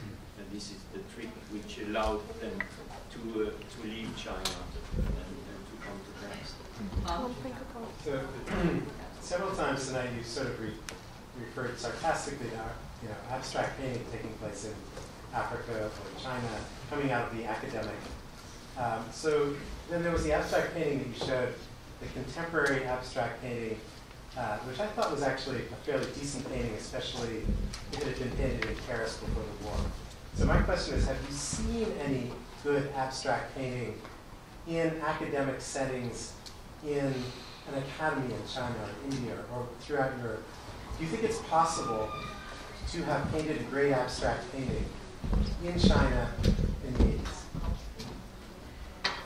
Coming out of the academy. Well, it's of course possible. But did you well, see it's a bit more complicated than that. I have to explain. Actually,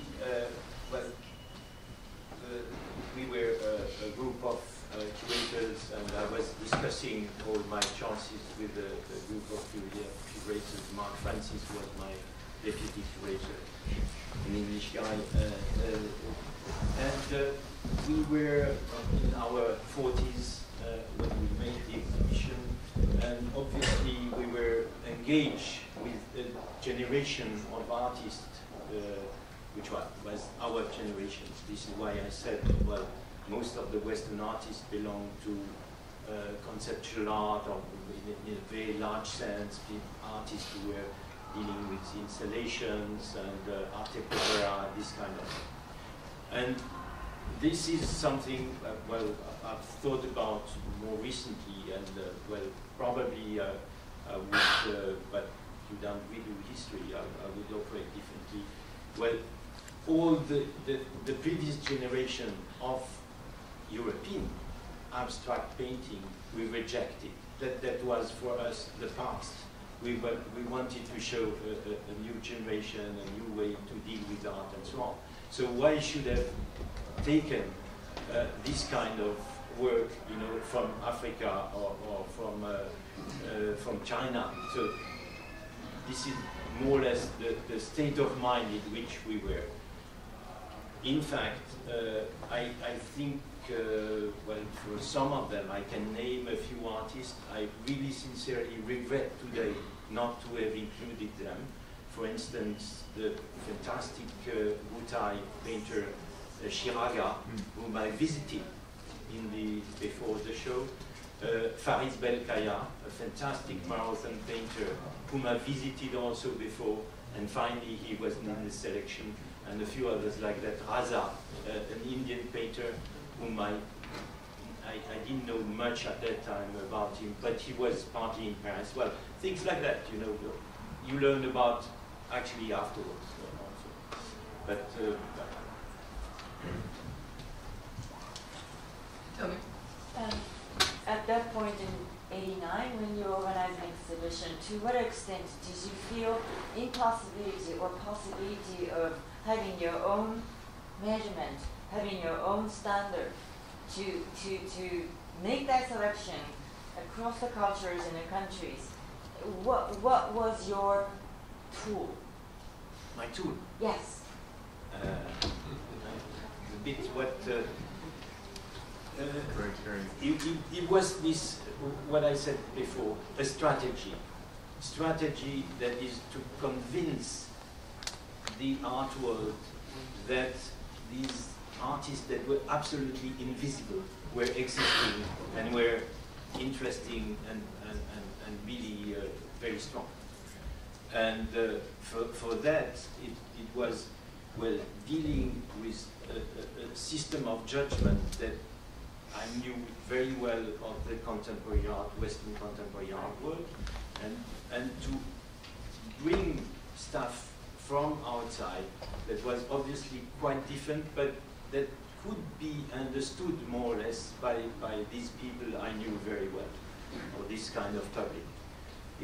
So it was a strategy, and it was a strategy, of course, about, as Fei Dawei said, about quality. The quality, of course, is it's a nonsense. I mean, it doesn't mean anything because because museum people, they always tell you it's about quality, and this is why they're rejecting the non-Western artist or Magiciens de la Terre because of quality. But I had my other understanding of quality that was much larger, much broader, and in this regard, I tried to bring all these people thinking that it could succeed. And for some of them, it succeeded absolutely. But look at some of the Chinese, look at some of the African, Shai Samba, Bruli Boisbré, Bodis Kingeles, were afterwards in hundreds of dozens of international exhibitions. So it worked. It worked partly. It worked with some of them, not for others, you know. But I wasn't completely wrong in terms of artist careers. Okay, we probably have 3 more questions. You can always come up. Reiko. My question is a kind of follow-up on Hitomi's the question just now. And you said you had a kind of judgment that may not met with the traditional or conventional Western aesthetical judgment. Do you think that can be conveyed to your audience only by showing artworks you selected, or in retrospect, or even now, do you want to write about it? Because to me, just showing a great artwork doesn't convince people. You need to tell them it's great and why. No, I don't agree with you. I think exactly the contrary. And I don't want to write about it because I'm not a writer. And exactly what my whole concern is to make exhibition. I always imagine artworks in space and how they can correspond with each other, how they can be associated with each other, and how I can then bring them so that the visitor, the spectator, has a feeling about it and senses something. Of course, there is knowledge, and it's not against knowledge, and the fact that you have to read about other cultures to understand them better and so on. But the first thing is to appeal to the spectator so that he's interested to know a little bit more, and then possibly goes to his books or to internet and tries to know things. You know?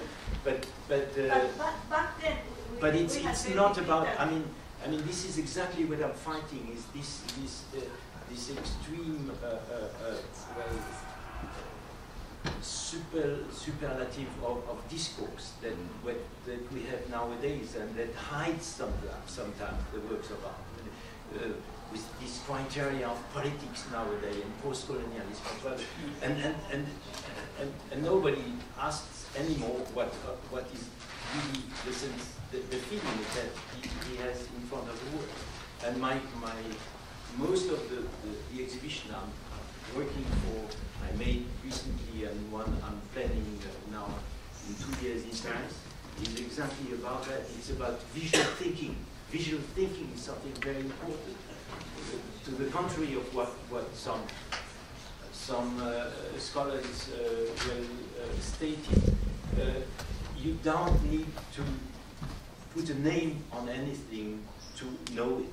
You know, it can go through drawings, through paintings, through representation, and this is for me very important. That an artist have a transmission of visual thinking, and this is what I want to convey to people. Well, you know, my usual statement is you don't go to a concert to learn about the history of music. Same thing for art. You should go first of all to see and to have your mind and working and imaging and see all the poetic issues that are there, and not only knowledge of history and of facts and so on. But it's difficult for us. Robert, I know that you're. That's great. You were going do we have a tape of that, I hope? Yeah, we do have it on tape. We're going to have it on tape. Robert, that was what you were plugging for the other day. Yes, we'll have 3 more. We keep having 3 more. Okay. Anyone who wants to leave, feel free to leave. Mike, you want one? Mike, you. Jean-Hubert, merci. I think on my turn from the Metropolitan Museum, we met this afternoon, and I don't see you there. I'm sorry, this but project. yeah. Je suis de l'art asiatique du Metropolitan Museum Metropolitan. So I think in America we have this unique institution of encyclopedic museums. A little bit different from the Louvre or Piccoli. We have hazmat art at the Met. We have African art displayed as works of art, not as anthropology. And clearly there are opportunities for us to embrace contemporary art in many different contexts other than simply putting them into a department devoted to modern and contemporary art. I wonder if you have any thoughts about the Encyclopedic Museum and how that might collect art in the future and how to integrate the ongoing wave of contemporary art, which will then become traditional art someday. Well, that reminds me of a conversation I had years ago with a colleague of the British Museum, because they have the African department also in the British Museum. And he said, well, previously actually the African art was in another building, and then when it closed, and they integrated the department and then the display into the building of the British Museum. And my colleague was very, very happy about that, because he said, well, now we will actually make an anthropological display of African art, and maybe this can go to the European department also, this point of view, this view. Well, probably he was a bit too hopeful, and I don't know if, and I think it has happened yet, but this is exactly what I mean, is our understanding of art is very often very, very narrow, and it has to extend, and anthropological point of view are certainly needed more and more, and possibly also on European art, and that would be fantastic, because it's strange, because in English you have this expression of ethnic art, which is for the others, as if we were not ethnic. It's quite strange. But there is much to do in this direction. Going in back of glasses. I just wonder. Stand up, please. You mentioned you purchased 10 pieces for the Institute, and after the exhibition, I just wonder how many Western work and how many non-Western works you purchased. In terms of collecting out of the exhibition, yeah, how many Western versus? When I said, well, there were about 10 non-Western. There were 1 or 2 Western, but I didn't count them. It was about 10 non-Western. You've been very patient. Yes. So I think this whole exhibition actually reframes what is considered the alternative of contemporary art or art in general, and empowers a lot of, for example, the artist who is working with those coffins. I was just wondering, what does that change to his practice after he's bringing in this exhibition and his work is considered art? Does it change his practice, and does it change his life after he's identified as an artist? And I also have a question about when we're... What it means for the artist. Yes. And I also have a question about when we're in a situation that's dealing with people who are very easily identified as the other. What are some strategies to actually empower them? and that make them feel they're a part of like us. Well, it was one of my worries when I made the exhibition. You know, I knew that it would be a shock, and it was on purpose that I made it, and I knew that it would be a shift. In this regard, I wasn't naive at all, as some critics thought. But one of the worries was about how the market would react to that, the avant-garde, because we thought that with my colleagues that maybe some dealers would get very excited about it and then rush on these artists coming after who had no idea about the strategies of market and so on, and then spoil them, or play with them, or manipulate them. That was a word. It didn't happen at all. It didn't happen at all. And it's very simple. It depended from the artists themselves. Some were very happy to get involved in the market, and they understood it very quickly how it works and how to make money and so on. So, for instance, I can name some of them. For this King Villette, and he was, raising the prices every year, and the whole system very quickly. But you had some other ones, like Tokudagba from Benin, who is making these wonderful paintings in all the sanctuaries, the shrines in Abomey, and several dealers more or less tried, or several agents tried to including it in the system. And it was very simple. You had to come to him, put the money on the table, and then he would do the thing. And this doesn't work for the market. This doesn't work. You have to, you know how it is. They need artists to produce regularly and send the stuff, and that they must trust them and so on.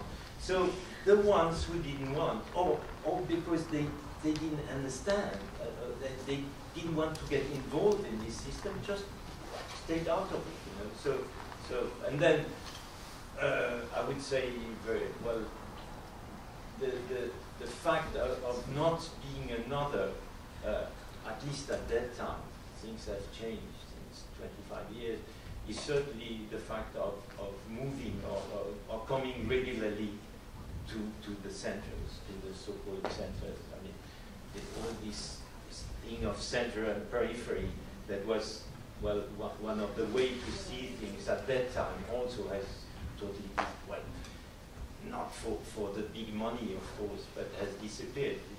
We live in a world of dissemination. There aren't any real centers of art anymore. People can work everywhere and just move very easily.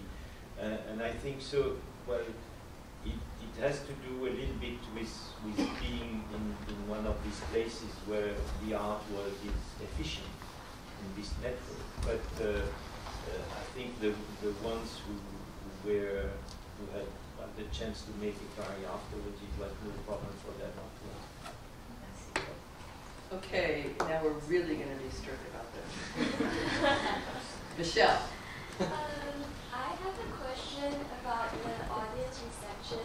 I've always wondered, we've read so much about art world politics around both the Magiciens de la Terre as well as the New Wave exhibition.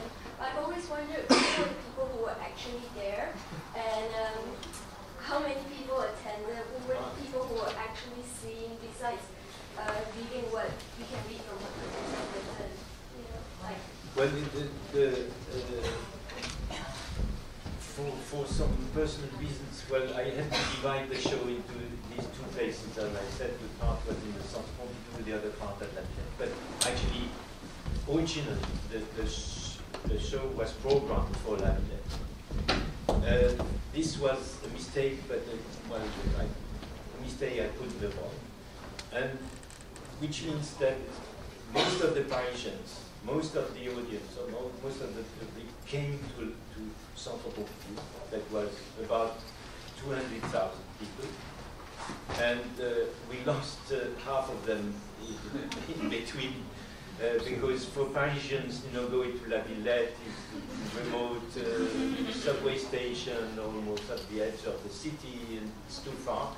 And so many didn't come, and we had only 100,000 in La Villette, which is 200,000 visitors for an exhibition of contemporary art at that time is really fairly good. It's good.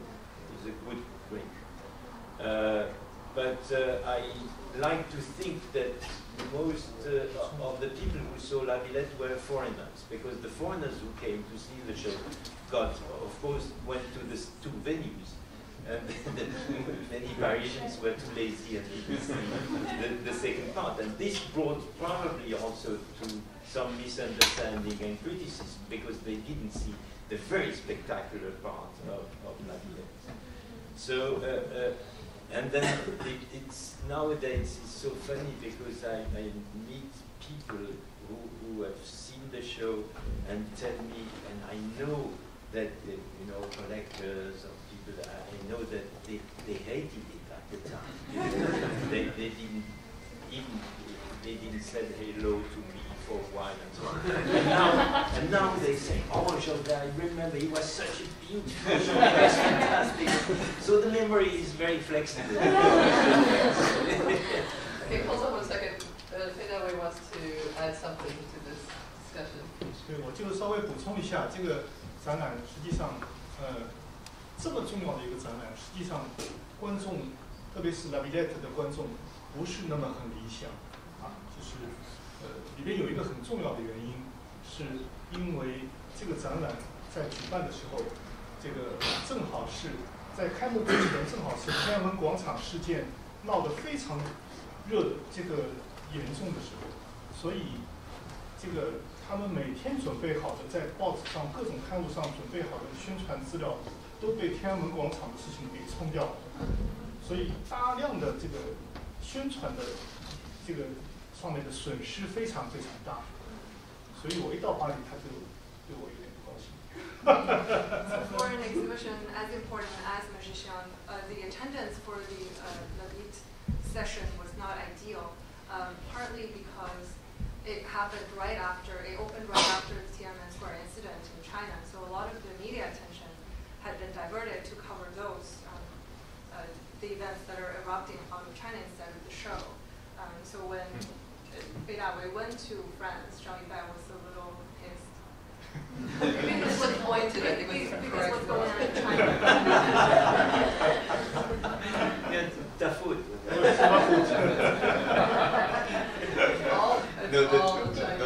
The story exactly is that actually the newspaper Libération wanted to have the exhibition on front page, and it was the day of Tiananmen, and they changed the front page. Another question for Fei Dawei, just so that we could have this opportunity, and we have one more question from the book. In terms of this young lady's question about how much did this exhibition affect the artists that she identified, from your perspective, knowing the artists as well as you do, both Jiechang, Gu Dexin, and Huang Yongping, what kind of effect, impact did it have? Do you think this exhibition had on their career, but more importantly on their art practice?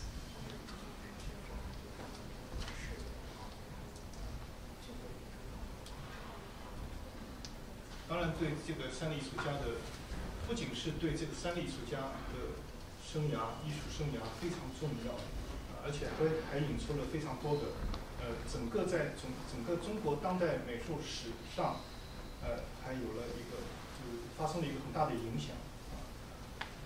你先说。It was an important exhibition, not only for the careers of the three artists who participated, but also on the history of contemporary Chinese art in general. 当时3个艺术家被参加展览，这个邀请参加展览完了以后，胡德兴回去了。胡德兴回去以后，这个当时他接受了《罗汉人》的一个采访，他在采访里边表现出一种非常大的自信，就是因为他看了这么多的西方的，也是第一个中国的艺术家出去看了这么多的西方最好的有名的艺术家，这么大的展览回来以后，他跟罗汉鲁说，我觉得我们中国的艺术家除了没有钱，没有大工作室，其他的剩下来的都是最好的。就是他非常，他看了这个以后，对他以后的工作产生了更多的自信。So Gu Dexin was among the 3 artists who returned to China after the show, and in an interview with the curator Han Ru, there's a sense of confidence having participated in the show, because he was among the first Chinese artists who not only participated in an important international exhibition, but he was also able to see works by his peers and also important art in Europe. So there was a sense of confidence for his career and art practice to come. 其他2个艺术家留在法国。I forgot one thing. So Gu Dexin concluded that after that experience, he realized that for Chinese artists, they didn't have the money and they didn't have the big studios, but they had the best stuff. 当然，这句话在20年以后，我在北京做的这个展览，这个中国的艺术的情况完全相反。这个有很多的钱，很大的工作室，其他的不知道。所以我把这句话写在我这个展览的很大的墙上，因为这是一个很强烈的对照。是85新潮这个展览，对，2007年。对。So 20 years later, in an exhibition at the Euro-centric in Beijing on the 85 New Wave, looking back on the 85 New Wave, I quoted that I referenced that quote again because I realized the situation had completely changed to the opposite. All of the artists had the money and had the big studios, but whatever was happening to the art was uncertain. So he cited that quotation from Gu Dexin and printed that and placed it at a very prominent place in the exhibition. 其他的2个艺术家留在法国的，实际上我们接触很多，我们经常在一起讨论的，实际上是大地魔术师所提出来的新的问题，关于怎么样在一个多元文化的背景下来展开自己的工作，因为我们的背景不一样。So for the other 2 artists who remained in Paris, we continued to hang out and talk a lot, but our discussion on Magiciens focused on how the artist can work now in this multicultural environment as opposed to more closed off situations before. 所以在90年以后，我做的一些展览和这些艺术家他们各自参加的一些展览，这个做的作品，都是和一个很基本的问题相关系，就是怎么样深化多元文化的这种对话，同时又能够继续我们在中国开始的一种批判精神，前卫的批判精神。So in the subsequent exhibitions I curated and the exhibitions the artists participated on their own, they all stemmed from this fundamental question, which is how can we continue to deepen this sort of intercultural dialogue and in a more meaningful way, but in the meantime, maintain the type of critical attitude that grew out of the China avant-garde movement. 所以在这个所谓的文化对话里边，实际上有一条是我们大家都觉得是非常有意思的一点，就是说，实际上文化对话就是一个文化的互相不理解，就是文化的不理解和文化的误会，是一个非常大的一个可以开发的空间，创作空间。And we realize that a lot of the cultural dialogues are reflective of this cultural misunderstanding, which opened up new opportunities to explore. 那这样的一种思考，在后来像蔡国强的作品也是在这样的一个思路下，在90年代展开的这个包括陈真，这个就是古文大也有几次这个，然后这个黄永平、杨杰昌所以呢，当时形成了一个海外艺术家的这样一个中国海外艺术家这样一个文化现象。So a lot of the Chinese artists who are working overseas, for example, Jiechang, Huang Yongping, Yang Yizhang, Chen Zhen, Gu Wenda, to a certain degree, were all thinking along the same questions, and that contributed in part to the phenomenon of Chinese diaspora on the international stage. 这条路和后来继续发生的这个国内的中国当代艺术是完全不一样的道路。And they took a path that's completely different from that traveled by Chinese artists who remained within China. You know what I'm going to say? I'm going to have to say that it's time to end this. Thank you very much, Jean-Hubert. Thank you very much.